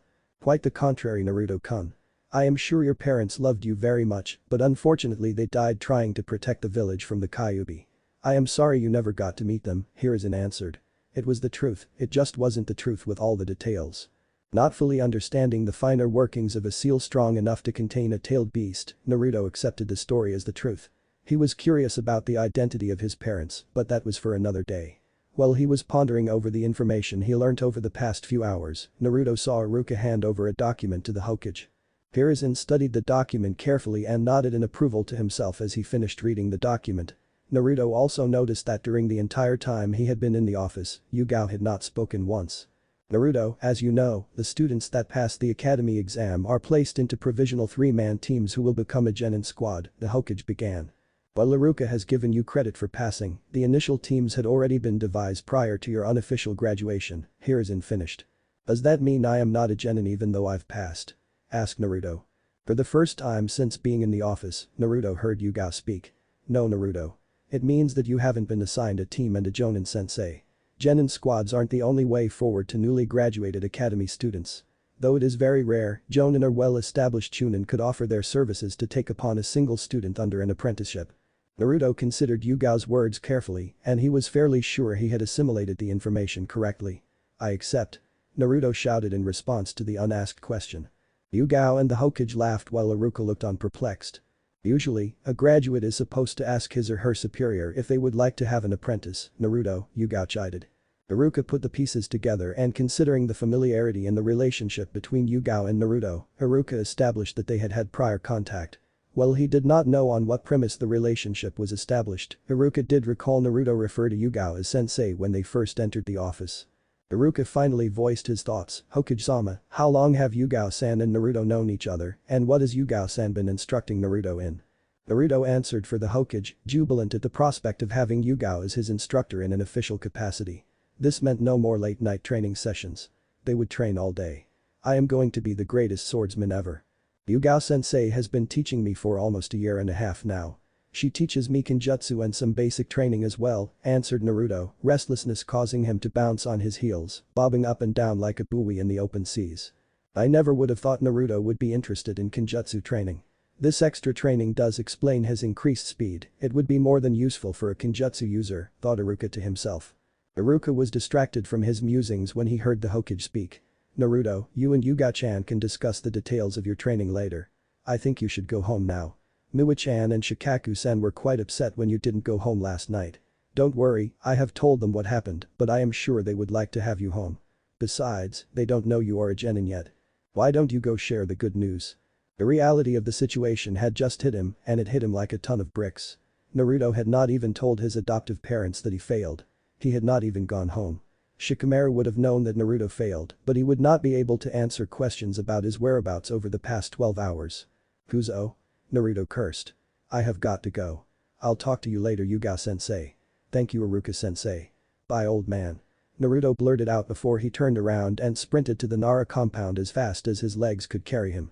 It had been 3 months since Naruto and the rest of his class graduated to become the latest batch of Konoha genin, and in that time, Naruto often returned home with his fair share of bruises. Shikamaru had often complained about how troublesome being a genin was, what with all the glorified chores that they were instructed to do. However, under Yugao's guidance Naruto spent more time training than any of his colleagues and doing fewer missions as a consequence. If he was fair to himself, Naruto didn't particularly mind being given the short end of the stick with respect to his share of mission allocations. On the few D-rank missions he had done and the many more he had heard from Shikamaru about his team, Team 10, Naruto could not fathom how any of these missions could help better a ninja. They were chores, and Naruto was glad not to be running about wasting time doing the same. However, being under Yugao as an apprentice meant that Naruto had barely seen his friend since the mishap with Mizuki at the end of the last year. In fact, he had only told Shikamaru about his graduation, and that was solely due to the fact that they lived in the same house. Naruto had been trained into the ground, and on some days that expression took a literal meaning as well. Yugao was adamant that Naruto would have to improve his basics and his abilities as a ninja before they undertook any higher level missions. This was motivation enough for Naruto, as he had no intentions on doing cumbersome chores for lazy village folk. Naruto's initial training focused on dodging ability and Kenjutsu katas. Yugao had painfully drilled into Naruto the importance of being nimble and the advantages of dodging as opposed to blocking. If you dodge my sword swing, you are already in a position of favor. Missing your strike could lead you to be off balance, making you an easier target to strike down. Read your opponent's body to help predict where and when the strike will come from. Then use whatever little is in the space in between your ears and chose a direction that is most favorable for you to dodge towards, Yugao had said, adding emphasis to her point whilst dodging a wild strike from Naruto in retaliation to the insult and poking her own bakken firmly up his backside to illustrate an example of her advice. Naruto had not grown much physically over the past 3 months, but his development was more visible on the training grounds as opposed to on the streets. He had become faster, significantly so as well if he were to consider Yugao's proclamation, and that was more than good enough for him. Naruto's increase in speed was a result of some brutal training that involved adding weights to his limbs and then training as normal. With small increments in the weight, he had seen no improvement after 2.5 months, but when instructed to spar against Yugao with the training weights off, Naruto had realized what an effective training method it was and was only stopped from increasing the weights on his body after being told about the pitfalls of overdoing the training regimen. Naruto had not known to experience any pain as a result of his training in a long while and was confused. He had often asked Yugao why he healed from his scrapes and bruises so quickly, and the only answer he got led to him questioning the presence of the beast sealed up within him.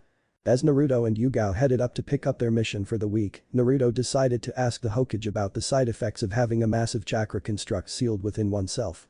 To be honest Naruto, not much has been documented about the abilities that the tailed beast bestow upon their hosts, but there is some evidence that there are certain benefits. The first Jinchuriki of the Kyuubi was known to have an innate ability to sense negative emotions in their surroundings. Enhanced healing could very well be another gift as a result of being a Jinchuriki. Both quite useful to a ninja, I might add, Hiruzen told Naruto before he had had the chance to issue the master and apprentice para mission. Naruto looked up pleadingly at Yugao, the silent message was clear. Please not another D rank. Yugao would not offer Naruto any consolation as she just shrugged in response to his look. At that very moment, an overtly out-of-breath looking Chunin entered the mission room. Hokage-sama, we have an urgent message from Kakashi-san requested backup for his mission. The message was brought in by one of his hounds, said the Chunin, handing over a scroll to the Hokage as he made every effort to catch his breath. The Hokage read the message and raised his eyebrows in alarm. Team 7's encounter with the Demon Brothers all but ensured that he had sent an ill-prepared team to wave. Kakashi had requested the assistance of an additional Jonin or Chunin in anticipation of greater threats in the future. The Hokage looked up from the request scroll and looked at the present company.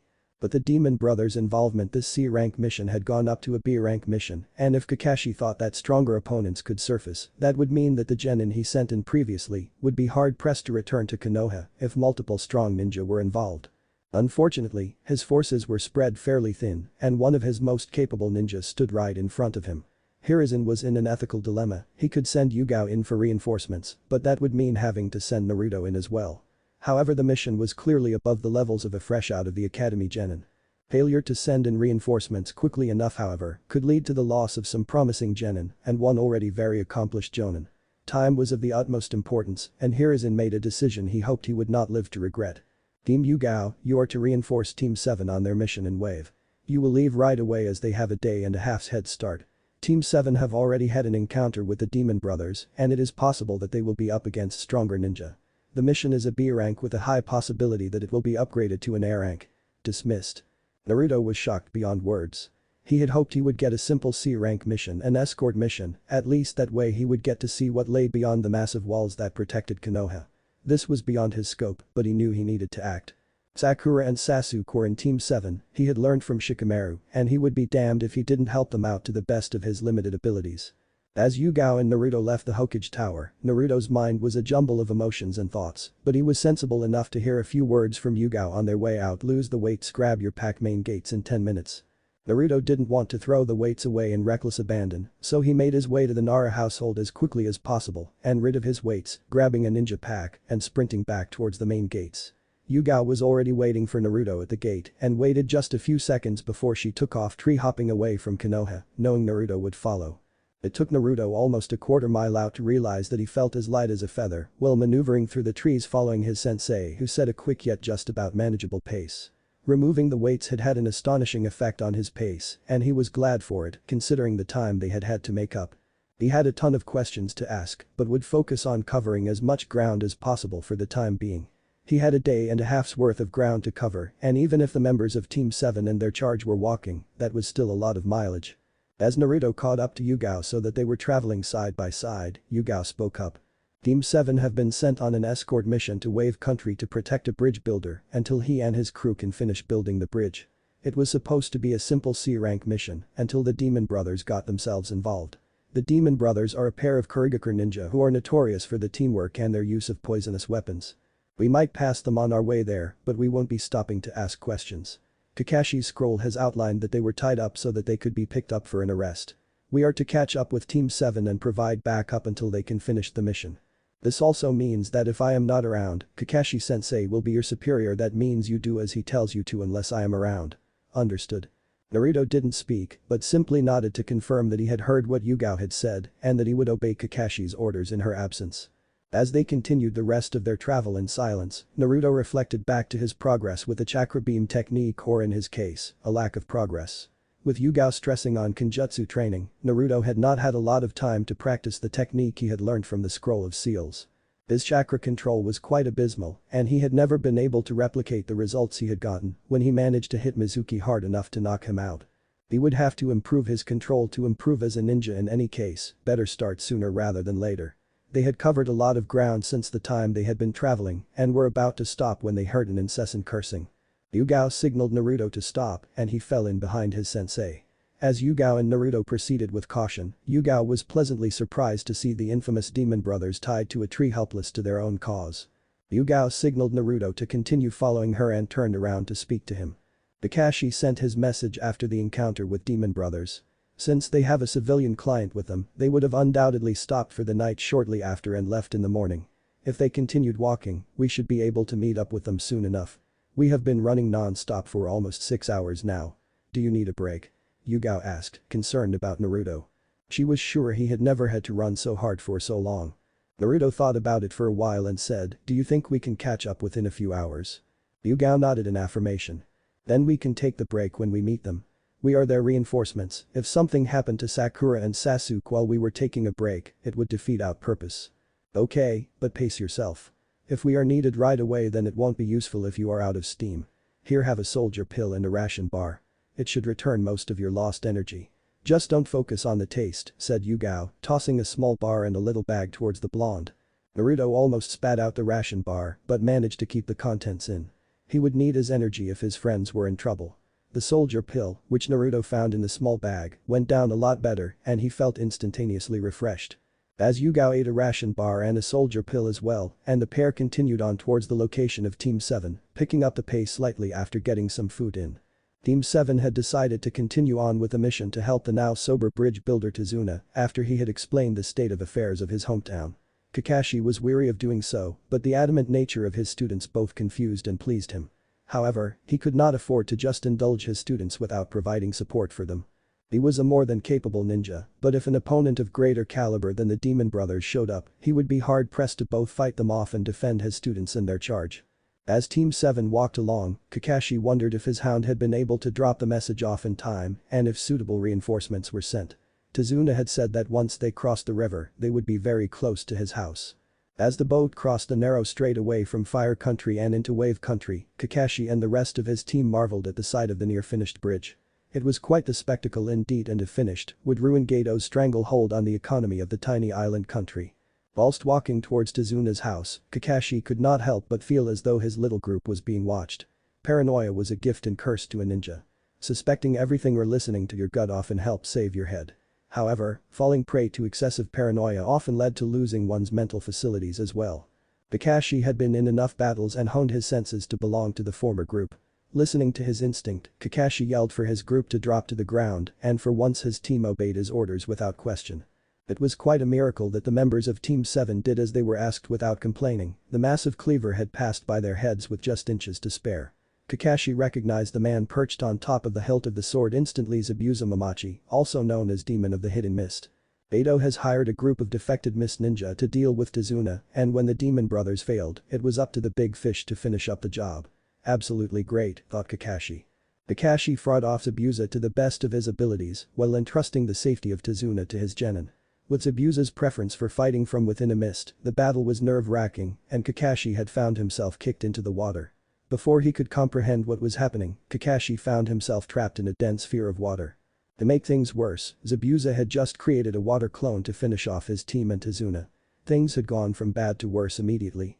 Urging his students to run away, Kakashi hoped they would listen for a second time without complaint. Unfortunately, he was not as lucky as Sasuke and Ranmaru, the third genin in his team, attempted to fight against the water clone in a desperate bid to free Kakashi. Ranmaru Kazu was not exactly an exceptional ninja. In fact, he would have not even been on this team if Naruto had managed to pass the exam. With Naruto failing to do so, Ranmaru was placed on the genin team with Sasuke and Sakura. However, Ranmaru was a bullish ninja and was adamant that their chances for survival were far increased with Kakashi outside the water prison. With the clever use of shuriken, Ranmaru and Sasuke had managed to free Kakashi from his water prison. Kakashi was enraged and decided to remind Zabuza exactly why he was called the copycat ninja. As the sounds of screams reached their ears, Naruto and Yugao looked at each other and quickened their pace towards the source of the noise. From afar, Naruto could see that two identical men were fighting against Team 7. One holding the man he had briefly seen in the alley outside the bar all those months ago in a sphere of water, and another fighting off Sasuke and one of his classmates he was not well acquainted with. It's a clone, Naruto realized as he moved closer towards the scene of the action. When Yugao and Naruto finally arrived, they witnessed a huge clash between two dragons made of water. Within seconds, a massive wall of water crashed upon the ninja who had made the clone earlier and knocked him out against a tree. Naruto landed next to Sakura, startling her out of her wits. "Naruto, what are you doing here? Is that a high tate on your forehead? But you failed the exams, how do you have a high tate?" Sakura shot off her questions as she recovered from her shock. Later, Naruto, Yugao instructed.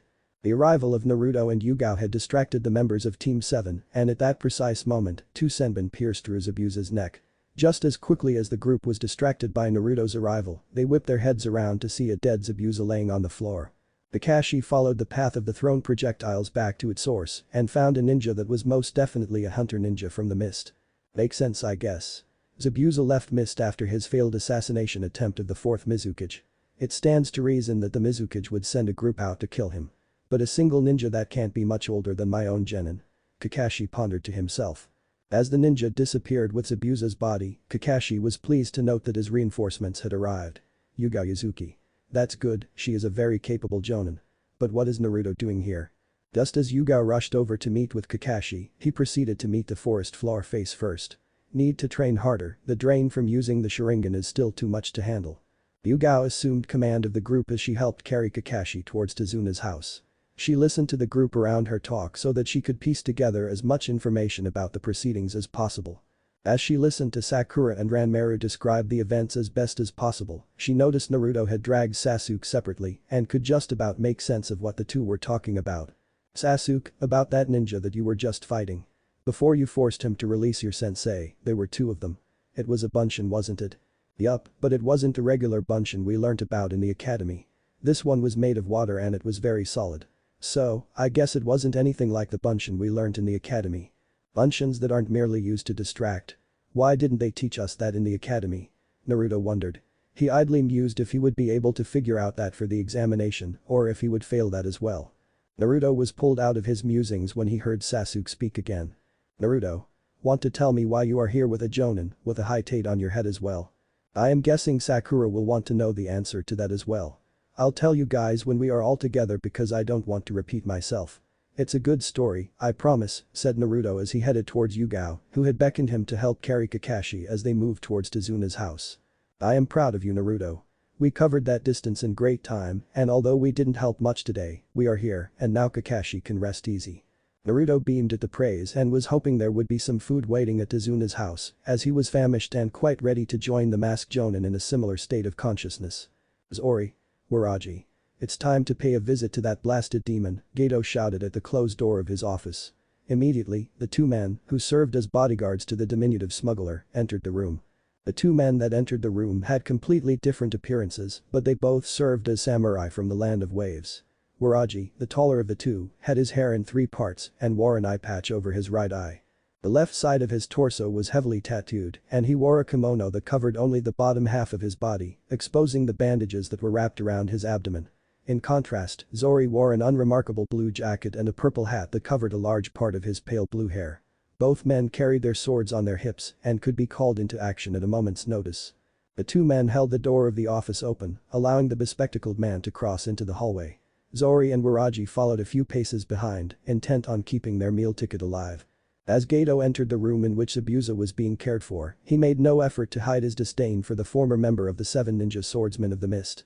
You claim yourself to be the devil, and yet you cannot beat a group of genin led by one jonin. Pathetic. Gato exclaimed, spewing spittle as he voiced his unbridled dislike for the turn of events. It had taken a while to gain complete control of the shipping routes in and around the land of waves.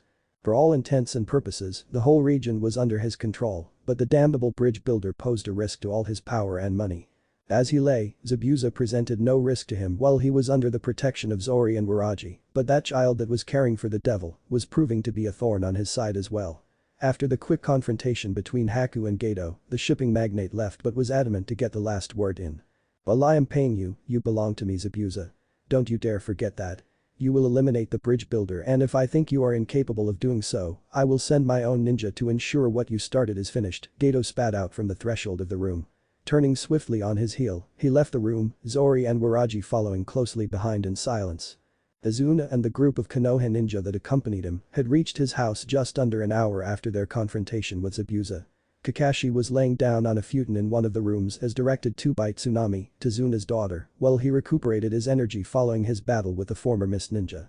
After depositing Kakashi on the futon, Yugao joined Naruto and his friends who had huddled together in the living room, demanding the details of his presence and how he had become a genin of Konoha when he had clearly left the academy on graduation day without a Haitate. And then the jutsu finally worked and I knocked Mizuki-sensei out. Then Iruka-sensei gave me his Haitate and told me that I had done enough to pass, Naruto said, beaming at the recollection of the memory. It started as a horrible day, the night was even harder, but the whole ordeal ended up as a bright memory. For the longest time, Sasuke and Sakura did not say anything. The story they heard was so absurd, but if anyone was part of such a bizarre story, they both knew that it could only be Naruto. Ranmaru Kazu was the third genin member of Team 7. His strengths focused on thrown weaponry, and he was quite headstrong. However, when it came to his class grades, he was on the other end of the spectrum from Sasuke and Sakura, which meant, with the failure of Naruto in the graduation test, he became the final component of Team 7. Ranmaru stood as tall as Sasuke and wore a dark green shirt and black pants, outfitted with a pair of black ninja sandals. Like Naruto and Sasuke, Ranmaru wore his Haitate across his forehead. Ranmaru was the first to speak up after Naruto narrated his story. I don't believe you. If you graduated and become a genin, who is in your team, huh? Why did you only come with a jonin? Where is the rest of your team? Ranmaru asked Naruto. Sasuke and Sakura both turned to face Ranmaru when he had spoken, and when they listened to him, they had to admit he had brought up some good points. It was true, Naruto was here, with only a jonin, and when Kakashi had explained the importance of teamwork during their genin examination, they were sure that all genin would be split up into teams of 3. As the genin of Team 7 looked towards Naruto for an explanation, they were caught unawares of a presence behind them until she began to speak. Naruto is my apprentice and will continue to be so until either one of us dies or he is promoted to Chunin, Yugao had said from right behind Sakura, causing the pink-haired girl to jump out of her skin at the unexpected arrival of Naruto-sensei. An apprentice? Sasuke questioned. Yugao explained to the members of Team 7 that in exceptional circumstances, genin may be taken on under apprenticeships. And as you can all agree, the conditions that surrounded Naruto's graduation was easily considered exceptional. It was hard to argue that fact. A confrontation with a traitorous former academy teacher, stealing a forbidden scroll and a near-death experience of their own teacher, did indeed make for an exceptional graduation. Yugao-san, if Naruto is your apprentice, what area of the shinobi arts is Naruto training in? Sakura had asked, drawing the attention of the two boys of Team 7 to the still-standing former Anbu. Naruto giggled childishly as he stood up theatrically, nearly toppling the little table that stood between the 4 genin. Team 7, I, Naruto Uzumaki, am going to be Konoha's greatest swordsman, Naruto shouted, jerking a thumb towards his chest for emphasis. But Kakashi still passed out in the room upstairs. Tsunami and Tazuna joined the 5 Konoha ninja for dinner, where the group split up into several small conversations. Sasuke and Naruto discussing Zabuza's use of Mizubunshin, water clones, during their earlier fight, Sakura talking to Yugao about her experience with Kenjutsu and Ranmaru talking to Tazuna and Tsunami about the land of waves. Dinner was progressing smoothly until Inari, Tsunami's son, walked in and expressed his disapproval of a bunch of kids hoping to save Wave Country from Gato's reign of terror. There is no such thing as heroes. Inari shouted, directing the large majority of his ire towards the genin. You guys should just go back home. You can't beat Gato. You are just kids. Why you? Naruto began, determined to silence the snot-nosed brat for the insult they were subject to, only to be held back by Sasuke. Naruto was about to chastise Sasuke until he saw the look in the raven-haired boy's eyes. Naruto looked from Sasuke to Inari and saw the tears welling up in Inari's eyes. Huffing, Naruto sat down back at his table as he watched Inari run back to his room. The next morning, Kakashi finally woke up and after filling in Yugao with the happenings of the mission they both came down the stairs to meet their respective charges. Yugao and I were discussing the mission, and we both realized that there is a strong possibility that Zabuza might not be dead, and that the ninja that disappeared with Zabuza's body might be his accomplice, rather than a ninja of the mist, Kakashi told the group of genin, without revealing any of the emotions he himself felt on the matter. As expected, the genin all wore looks of shock and confusion. Kakashi-sensei, Zabuza got attacked with 2 senbons to the neck. How would he have survived that attack? Sakura asked her sensei. Kakashi discussed the roles of the hunter ninja and their responsibilities as protectors of their village's secrets. What puzzled me the most was the fact that the hunter ninja did not destroy Zabuza's body at the scene and instead chose to disappear with it. It is quite possible to knock someone out by hitting the precise points of their body. Zabuza could be back soon, we have to train ourselves to be able to fight against him, Kakashi finished, fixing the genin with a serious look to emphasize the severity of the situation. Don't worry Kakashi-san. You have Yugao-sensei and me this time. Naruto said. If we can have reinforcements, what makes you think Gato won't send someone else with Zabuza to even things up? Yugao asked Naruto. The blonde had no answer to Yugao's question and so chose to address Kakashi instead. So what are we training on?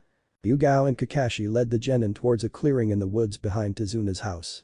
They had agreed that Naruto would need training in chakra control as well, since it was an important aspect of all shinobi's development.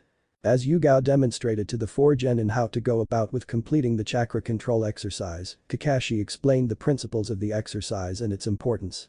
A ninja in battle will need to channel chakra for a variety of reasons. For example, throwing around jutsu while fighting on top of water requires a great deal of control and ability. If you were solely focusing on staying on top of the water, how could you expect to fight against an opponent? Kakashi explained. What Yugao is doing now is one of the most basic forms of chakra control exercises. Master this technique and you will be one step closer to becoming a better ninja. Knowing exactly how much chakra is needed for a jutsu ensures that it is most effective and doesn't waste any of your stores abundant as they might be, Kakashi finished, looking at Naruto as he finished his last statement. With the demonstration over, Yugao tossed the 4 genin a kunai each to mark their progress with the exercises on the trees they selected. Within moments, Sakura had managed to cover significant ground on her control exercise and quickly reached a high branch on the tree, surprising everyone at the speed with which she completed the exercise. Yugao and Kakashi shared equally astonished looks on their faces as Kakashi commended the girl of the group on her progress. Well done Sakura. Continue with the exercise to develop your stamina. Tomorrow you will be on guard duty with Yugao and Tazuna. Sakura beamed with pride at having completed the chakra control exercise first, but within the hour, she was sweating bullets as she finally collapsed in a heap, unable to carry on any further. Ranmaru and Sasuke were doing admirably well with each run taking them closer to the top. They were panting hard as well with the exertion, but it was Naruto that surprised her. The blonde's progress was achingly slow, but as soon as he landed he was back up, running towards the tree. As she saw Naruto flip back off the tree after his latest attempt, she watched as he walked over to her instead of running up against the tree. Sakura-chan, could you give me some pointers? I don't seem to be making much progress, and both Sasuke and Ranmaru seem miles ahead at this point, Naruto asked Sakura. Sakura outlined what she learned during the course of the exercise and made suggestions as per her observations of Naruto's attempt so far. Thanking the pink-haired girl, Naruto went headed towards the tree he had marred with kunai slashes. As dusk approached, Sakura left the boys to their own devices, she idly noticed that Naruto was catching up to the other boys. When it was time for dinner, the 3 boys returned to Tezuna's house, famished to the point that they were barely able to drag themselves past the door and into the house. As soon as they were able to shovel some food down their gut, the boys began eating at a more relaxed pace, and so conversation picked up around the table after the other members of the table stopped staring at the boys' antics. Spying a photo frame on the wall opposite the table, Ranmaru noticed that the picture within the photo was torn away at one side, effectively removing a person from the picture. Curious as the reason why, Ranmaru asked Azuna what had happened. Azuna told the Konoha ninja about Kaiza, Tsunami's late husband, with a mixture of sadness and pride. Midway during the story, Inari stormed off to his room, visibly upset with having to recount the events that destroyed his faith in heroes. It had been close to a week since the tree climbing exercises began, and Sasuke and Ranmaru had finished mastering the exercises a few days before. Ranmaru and Sasuke had joined Sakura at the bridge to protect Azuna, while Yugao oversaw Naruto's training in the chakra climbing exercise. It was understandable that Naruto needed more time than the others to finish the task. He was not dedicating his entire training time solely to the chakra control exercise. On alternate days, Yugao would pull Naruto away from the group to ensure that Naruto's sword skills were not getting rusty. It had been 2 days since Yugao and Kakashi explained the chakra control exercises to the genin. While Sakura had finished the exercise on the first day, she would spend a few hours in the morning continuing to build her stamina. None of the boys could match the height she could climb on the tree, but Sasuke was steadily catching, followed closely by both Naruto and Ranmaru. As the genin left Azuna's house to fulfill their respective duties, Naruto was pulled back by Yugao. "You are training with me today," she said curtly. As Naruto followed Yugao into the woods, she arrived at a clearing where she stopped and turned around to face her charge.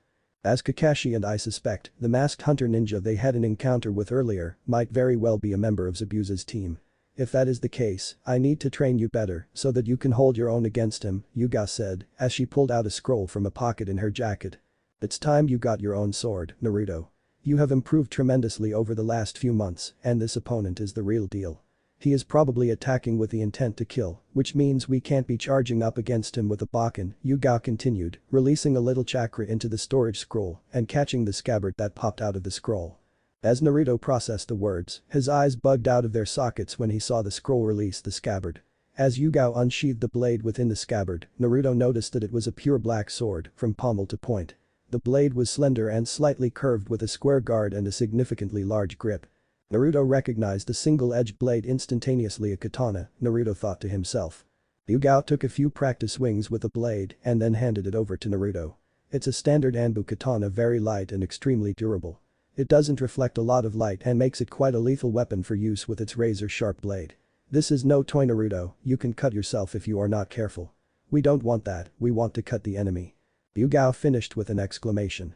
Naruto took the blade reverently from Yugao and studied it. Holding the scabbard in his left hand, he took a few practice swings with the sword. The sword had the same length as the Bakken he was using, but weighed a fraction less than the training sword. Naruto realized that regardless of the encounter, he was bound to inherit this sword sooner or later. It was so remarkably similar to his training sword that he realized that Yugao had meant for him to be a katana user at least primarily.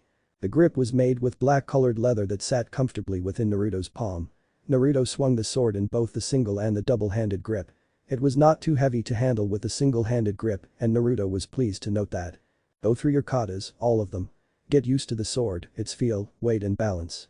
We will be in battle soon, and I could ill afford to have you in a fight with an unknown weapon," Yugao instructed Naruto.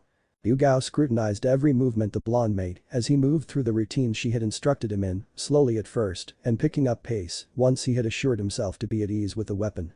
Yugao was pleased as Naruto showed improvements in his movements as he acclimatized himself with the sword. After a couple hours of going through the motions, Yugao beckoned Naruto to join her for a light lunch before they recommenced their training. Naruto placed the sword in the black scabbard and tied the strap across his hip, allowing the sword to be drawn from the left side of his body.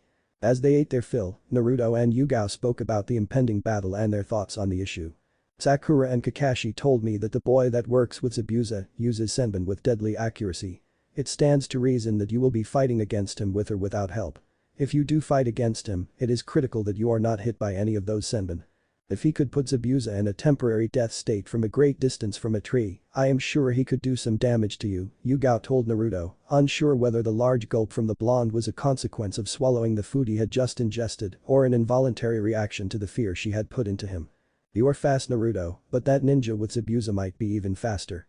We can't discount that possibility, so we are going to spend the rest of the day training you to dodge projectiles. If you can't dodge one of them, we have to make sure you block them at the very least," Yugao continued, satisfied when she saw Naruto nod in acceptance with a renewed fire in his eyes. This is why she had picked the boy to train, he had a tenacity that was not found in most his age. His will to survive was unparalleled, unsurprising, considering the torment of abuse he was subject to for the vast majority of his life. As they finished up their meal, Yugao spent the next half hour instructing Naruto on how to optimize his movements and use his sword to block in a way where he would not lose sight of his opponent but still manage to avoid being hit by whatever projectile was thrown at him. Having digested the food, both master and student began training. Yugao began with throwing kunai at the boy from directly in front of him, adding in shuriken at random intervals to confuse him with the changes in trajectory and speed. By the end of the day, Naruto was severely bruised, but he had managed to dodge the majority of the projectiles, as well as block most of the few that he was unable to skip past. It was the ones that he was unable to both dodge and block that were responsible for his current state of affairs. However, Naruto and Yugao both noticed that the benefit of having a large chakra monster in one's belly was the amazing regenerative powers. Naruto had healed from most of the scrapes and was raring to continue until Yugao decided that overexertion at this stage could be quite detrimental to the blonde's training. Naruto had left Izuna's house at the advent of dawn to get some training in the chakra control exercises before he was due to train with Yugao again. He had made good progress with the sword, and the few spars he had had with Yugao lasted more than a minute before Yugao had struck him with a conclusive blow, which was a lot longer than his spars in Konoha. It's a thinking man's battle. Naruto remembered Yugao's words as he ran up against a newly selected tree. The previous one was so littered with marks that it was hard to recognize if he made any progress on it or not. Naruto was upset that Sasuke had finished the exercise well before him, but understood that he was training to become a swordsman and had to prioritize accordingly. Sasuke had a plethora of questions for Kakashi. The man was clearly not an Uchiha, but was still in possession of a Sharingan eye. The trait did not exist outside of the Uchiha clan, and to the best of his recollections, surely did not develop in just a solitary eye. So how does Kakashi-sensei have that eye in the first place? Unfortunately for Sasuke, the tree climbing exercise and the subsequent guard duty on the bridge did not exactly cater for a question and answer session with his Jonin sensei. He would have to wait until they were back in Konoha. In any case, the information he would gain would have more meaning when he had unlocked his own Sharingan eye. Sasuke had noticed that Naruto had gotten a lot better with his overall skills than when they had left the academy, but that was to be expected with any genin. What intrigued Sasuke about the blonde was his commitment to his swordsmanship. Naruto trained with his Jonin sensei, Yugao, every other day and came back with scrapes and bruises all over his body, but was raring for another session as soon as possible. It was blatantly obvious that the boy enjoyed his training. The delight in Naruto's eyes as he outlined his training regime and exercises over the dinner table conveyed the message loud and clear. Truth be told, Sasuke was a little bit jealous about Naruto's situation. He had a master whose sole focus was on improving her charge's ability as a ninja. Sasuke was an avenger. He had had this path chosen for him by his brother all those years ago. He had sworn to himself that he would get good enough to beat Itachi, and Sasuke could definitely appreciate the benefits of having a personal instructor. Despite the jealousy, Sasuke felt no animosity towards Naruto. The boy had had his share of rotten luck from all he had heard from Sakura and the others, and he deserved this kind twist of fate. Sasuke had isolated himself ever since the massacre and rarely met his friends when he was younger. He did not feel comfortable explaining his situation with any of his peers and had accordingly chosen not to do so, alluding to his plight with the barest of details when Kakashi had asked him to introduce himself to the members of Team 7 on the rooftop of the academy building the day after graduation. Sasuke correctly assumed that Naruto had felt at ease with the troubled raven-haired boy as well. Since the meeting in Wave was their first since graduation, Naruto had spent all his free time discussing a myriad of matters almost exclusively with him. While most of the conversation focused on shinobi matters like improving with the tree climbing technique or Zabuza's use of the water clones while fighting Kakashi, Sasuke did not understand Naruto's fixation with the clone technique. He assumed that it perhaps was something of a bond between swordsmen. Now that he knew of Naruto's apprenticeship, Sasuke knew that Naruto valued their time together, and Sasuke was realizing that he was opening up more to the blonde in the week that they had been in Wave than anyone else over the past couple of years. When Sasuke first realized that the blonde had wormed his way into cracking a part of the wall he had stubbornly built up, he had been shocked, but this feeling was instantaneously replaced by gratitude. Sasuke spent all his free time in Konoha training in some aspect of the shinobi arts, and his lack of interaction with his peers outside of Team 7, most of whom he did not trust fully to let down his walls, was severely limited. Naruto's training in Kenjutsu had always been away from the group, but Sasuke knew that the blonde was recognized to have enough potential for the complicated art, then he would have not only a friend in Naruto, perhaps, dare he say it, a rival as well. Yugao had long since left Naruto to train in his chakra control exercise, giving him all the pointers she saw fit, but leaving him with a vast majority of the thinking still to do. She noted he had made progress on the exercise and was fairly sure that he would have it mastered by the end of the day. As Naruto stumbled into the Tizuna household well past dinner time with a proud smile on his face, Yugao caught the boy before his face introduced itself to the wooden flooring of the house. He has trained himself to exhaustion just to finish the exercise, possibly because he could catch up to his peers. As she carried the boy to his futon and let him lay there until he recuperated, Yugao thought of her adventures with the boy and how tumultuous her life had been since that discreet encounter some 4 years ago. Yugao and Kakashi let Naruto have a lie in the following morning after considering the state in which he had returned the previous night. Once he was well rested, he could join the rest of the Konoha shinobi on the bridge. They had suspected that Zabuza would have recovered sufficiently from his previous battle and could make another attempt on Tezuna's life soon, and therefore all hands were on deck, or in this situation, the bridge, for the protection of the client. As they headed to the bridge, Sakura thought about how Naruto had changed since she had last spied him on graduation day, looking desperately forlorn as he sulked away from the celebrating group.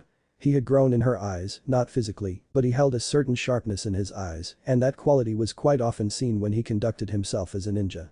When the group was on their downtime, he acted like the carefree person they had all grown to know when they were younger, but when it was time for his training, it was as though a switch was hit in the boy, making him all business. Naruto had been a true friend to her, Ino and the rest of their gang, but with their inevitable separation post-graduation, she had not been able to spend a lot of time with the blonde, and from her lack of awareness of his graduation, clearly not enough time to catch up on the events leading to his arrival in Wave. Between Sakura finishing the chakra control exercise first and heading off to guard duty on the bridge and Naruto's endless conversations with Sasuke at dinner, she had barely spoken to the boy and vowed to change that on their return journey. They had lots to catch up on, and Sakura did miss the times they spent together, even if it was in a ragtag group of clan heirs and social pariahs. Naruto felt very refreshed when he awoke the following morning. As the memories of his previous day played through his mind, he recalled how he had managed to drag himself to Tezuna's house and faintly recalled someone catching him before he fell face first onto the floor of the house. Stretching contentedly, Naruto realized that the other beds in the room were all empty and that the house was eerily quiet. Within seconds Naruto had realized he had been abandoned by Yugao and Team 7 and bolted down the stairs to where he spotted Tsunami working quietly in the kitchen. "Ah. Naruto-kun, you are awake. Kakashi-sen said you might not be up till well past noon," Tsunami said with a smile on her face, unaware to the frustrations Naruto was feeling. "I knew it," Naruto shouted, causing Tsunami to yelp in surprise. Naruto ran back upstairs to change his clothes and grab his sword so that he could join the other Konoha ninjas at the bridge. As Naruto left the house, he spied Inari and turned to face them. "Can you believe they left me behind?" Naruto shouted in the direction of Inari, who had not seen the blonde and was taken aback by the sheer shrillness of the boy's rant. Naruto hopped from one tree branch to the next as fast as he could to cover the time he had lost whilst in his slumber. He was so focused on cussing out his team for not involving him in their plan for the day that he nearly missed spotting a wild boar that was ruthlessly slashed up in the forest en route to the bridge. Stopping to inspect the damage, Naruto recognized the slashes had come from swords and saw that a series of slashes continued away from the boar and back in the direction that he had just come from. Damn it. Edo was unsure about the ambush on the bridge that he had Zabuza carry out. The ninja that had been hired for the wretched bridge builder, Tezuna's protection were quite capable, especially when led by the infamous Kakashi Haddock. The destruction of the bridge was paramount to Gato's continued success as it would not only eliminate competition but would also sap the morale of the people of the Land of Waves, which would make them more subservient. Furthermore, he had heard that the Konoha ninja had been reinforced with 2 other ninjas. Without looking up from his desk, Gato spoke in a quiet tone. "Make sure the situation on the bridge goes smoothly. Kill Zabuza if needed, and his little minion too." In a shimmer, a ninja appeared dressed in a white and blue camouflage shirt and dark blue pants. The ninja bowed low as he accepted his mission, the sunlight that beamed through a solitary window in the office, reflecting off the scratched-out cloud height he wore on his left arm. Naruto rushed back to Tezuna's house as quickly as he could, adamant not to let anything happen to Tsunami and Inari. Naruto reached just in time to see Inari charging towards 2 samurai in an effort to save his mother unarmed and outnumbered. As the taller of the 2 samurai made his way to cut down the boy, Naruto intercepted his sword slash with a block from his own. The sudden block caught Waraji off guard and as a result was totally helpless to defend himself to the swift kick Naruto aimed towards the larger man's temple. As Naruto's heavy kick caught the man, he fell to the floor in a heap, causing Zori to turn in the direction of the clash, inadvertently allowing Tsunami to run away from her captors and towards her son. As Zori drew his sword upon seeing Naruto use his to beat him colleague, he sneered disdainfully at the seemingly inept ninja before him. As Naruto took his stance, Zori charged the blonde in an attempt to mow him down and salvaged this little side mission that Gato had assigned to the pair. Naruto dodged the vertical slash by Zori by skipping to his left and ducking under the subsequent sideways slash that followed up. Once inside Zori's guard, Naruto jumped up with his sword in a reverse grip and smashed at Zori's chin with the pommel of the sword, jarring the man's jaw and knocking him unconscious. After securing a length of rope from Inari, Naruto tied the 2 samurai for hire to ensure they would not cause any trouble. "You were very brave, Inari, a little stupid but very brave. I have to go save my friends now."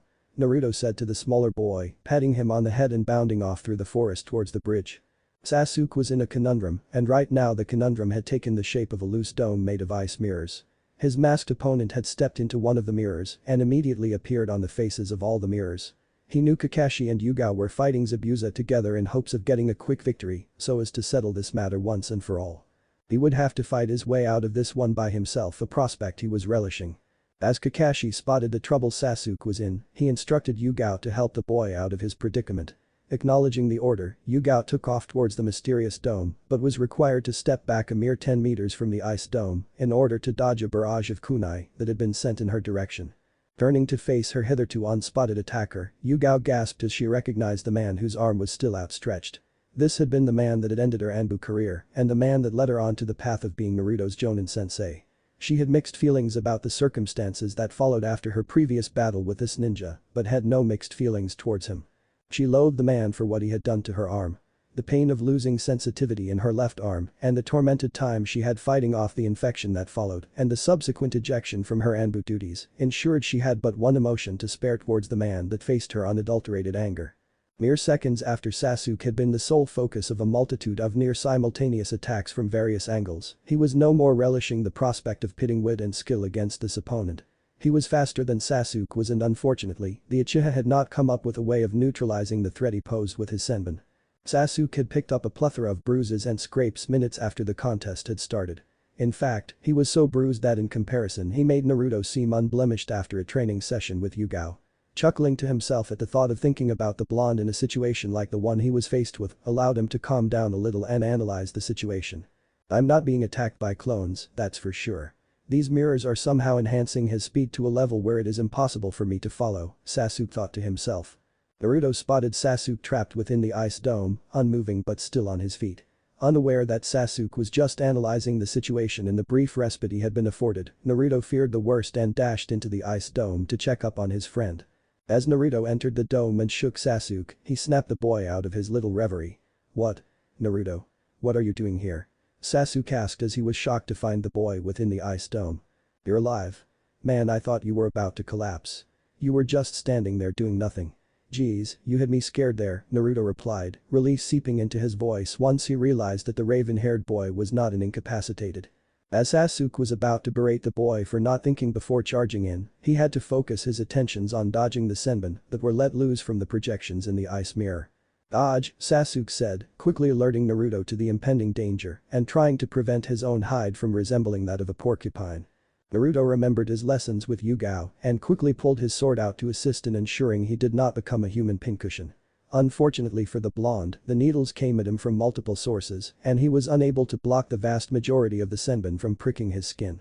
As the masked ninja, Haku, was forced to split his attention between Naruto and Sasuke while focusing on controlling the vast amount of chakra required sustaining the demonic mirroring ice crystals technique, Sasuke noticed that the speed with which both he and Naruto were being attacked had dropped fractionally. As wave after wave of senbon were sent hurtling towards the boys, Sasuke was slowly able to discern the movements of his attacker. He had not realized that he had unlocked his Sharingan, allowing him to see the movements of his attacker better. Sasuke had assumed that it was Haku's fatigue that had led to the eventual slowing down of his attack speed, not the unlocking of the Uchiha Kekkei Genkai. However, Naruto had no such luck with avoiding the relentless attack. Having blocked the brunt of the attack with various parts of his body, Naruto had barely enough strength to hold his body up, falling onto one knee and panting heavily from the exertion of dodging all those damnable senbon. As soon as Yugao had spotted her attacker, she unsheathed her sword and charged at him. Recognizing the posture and stance that his attacker assumed, the former Cloud Ninja brought up his own sword to block the attack, intending to cleave his body in twain. As they interlocked blades and fought for dominance, the former Cloud Shinobi decided to introduce himself to his attacker. Akinoichi-san, we meet again. May I have the honor of learning your name this time? Scoffing at her attacker, Yugao pushed off her blade and created some separation between the two sword users. It's common courtesy to offer your own name before you ask for someone else's. Where are my manners? The Cloud Ninja said patronizingly. My name is Kinkajiro. That attack of yours on my leg has severely hampered me, you know. I fully intend to make you suffer the same pain. As the two ninja charged towards each other, they recommenced their deadly duel with the blades, intent on chopping the other's head off. As the blades entwined once again, Kin asked Yugao for her name once again. Headbutting her opponent to give her a momentary advantage, Yugao followed up with a horizontal slash, which Qin had managed to dodge by leaning back in a show of flexibility that did nothing to lend credence to his age. Sweeping the legs from under the off-balanced man, Yugao knocked her opponent to the ground. "Yugao Yuzuki," she said simply, intent on ending the life of the man in front of her. As she prepared for her decisive swing, she was forced to dodge a pair of shuriken headed straight for her face, providing Qin with sufficient time to get back on his feet and assume his stance. Kakashi was quite perplexed when Zabuza had nullified the principal advantage of the Sharingan. Fighting against a master of the art of the silent killing, in a mist so heavy that he could barely see 2 feet in front of him, was not conducive to his health. Sasuke had just jumped to save Naruto from being marked with a dozen senbon off his body. He could see Haku's movements clearly now and had intercepted the masked ninja with a solid kick to the face, but picked up a vast number of senbon for his troubles. As one of the senbon attacked a nerve cluster in his neck that would put him in an unconscious state for a while, he turned around to make sure Naruto was safe for the time being. "That's the last time I can save your life now, Naruto," Sasuke said, turning to face the blonde before falling to the floor. Naruto caught Sasuke before he could hit the floor and gently placed him on the bridge. Sasuke showed no signs of life as Naruto handled him. As Naruto lay his body over the prone Uchiha, he shook with raw emotion. "Sasuke died saving me, and that masked idiot is going to pay for what he did."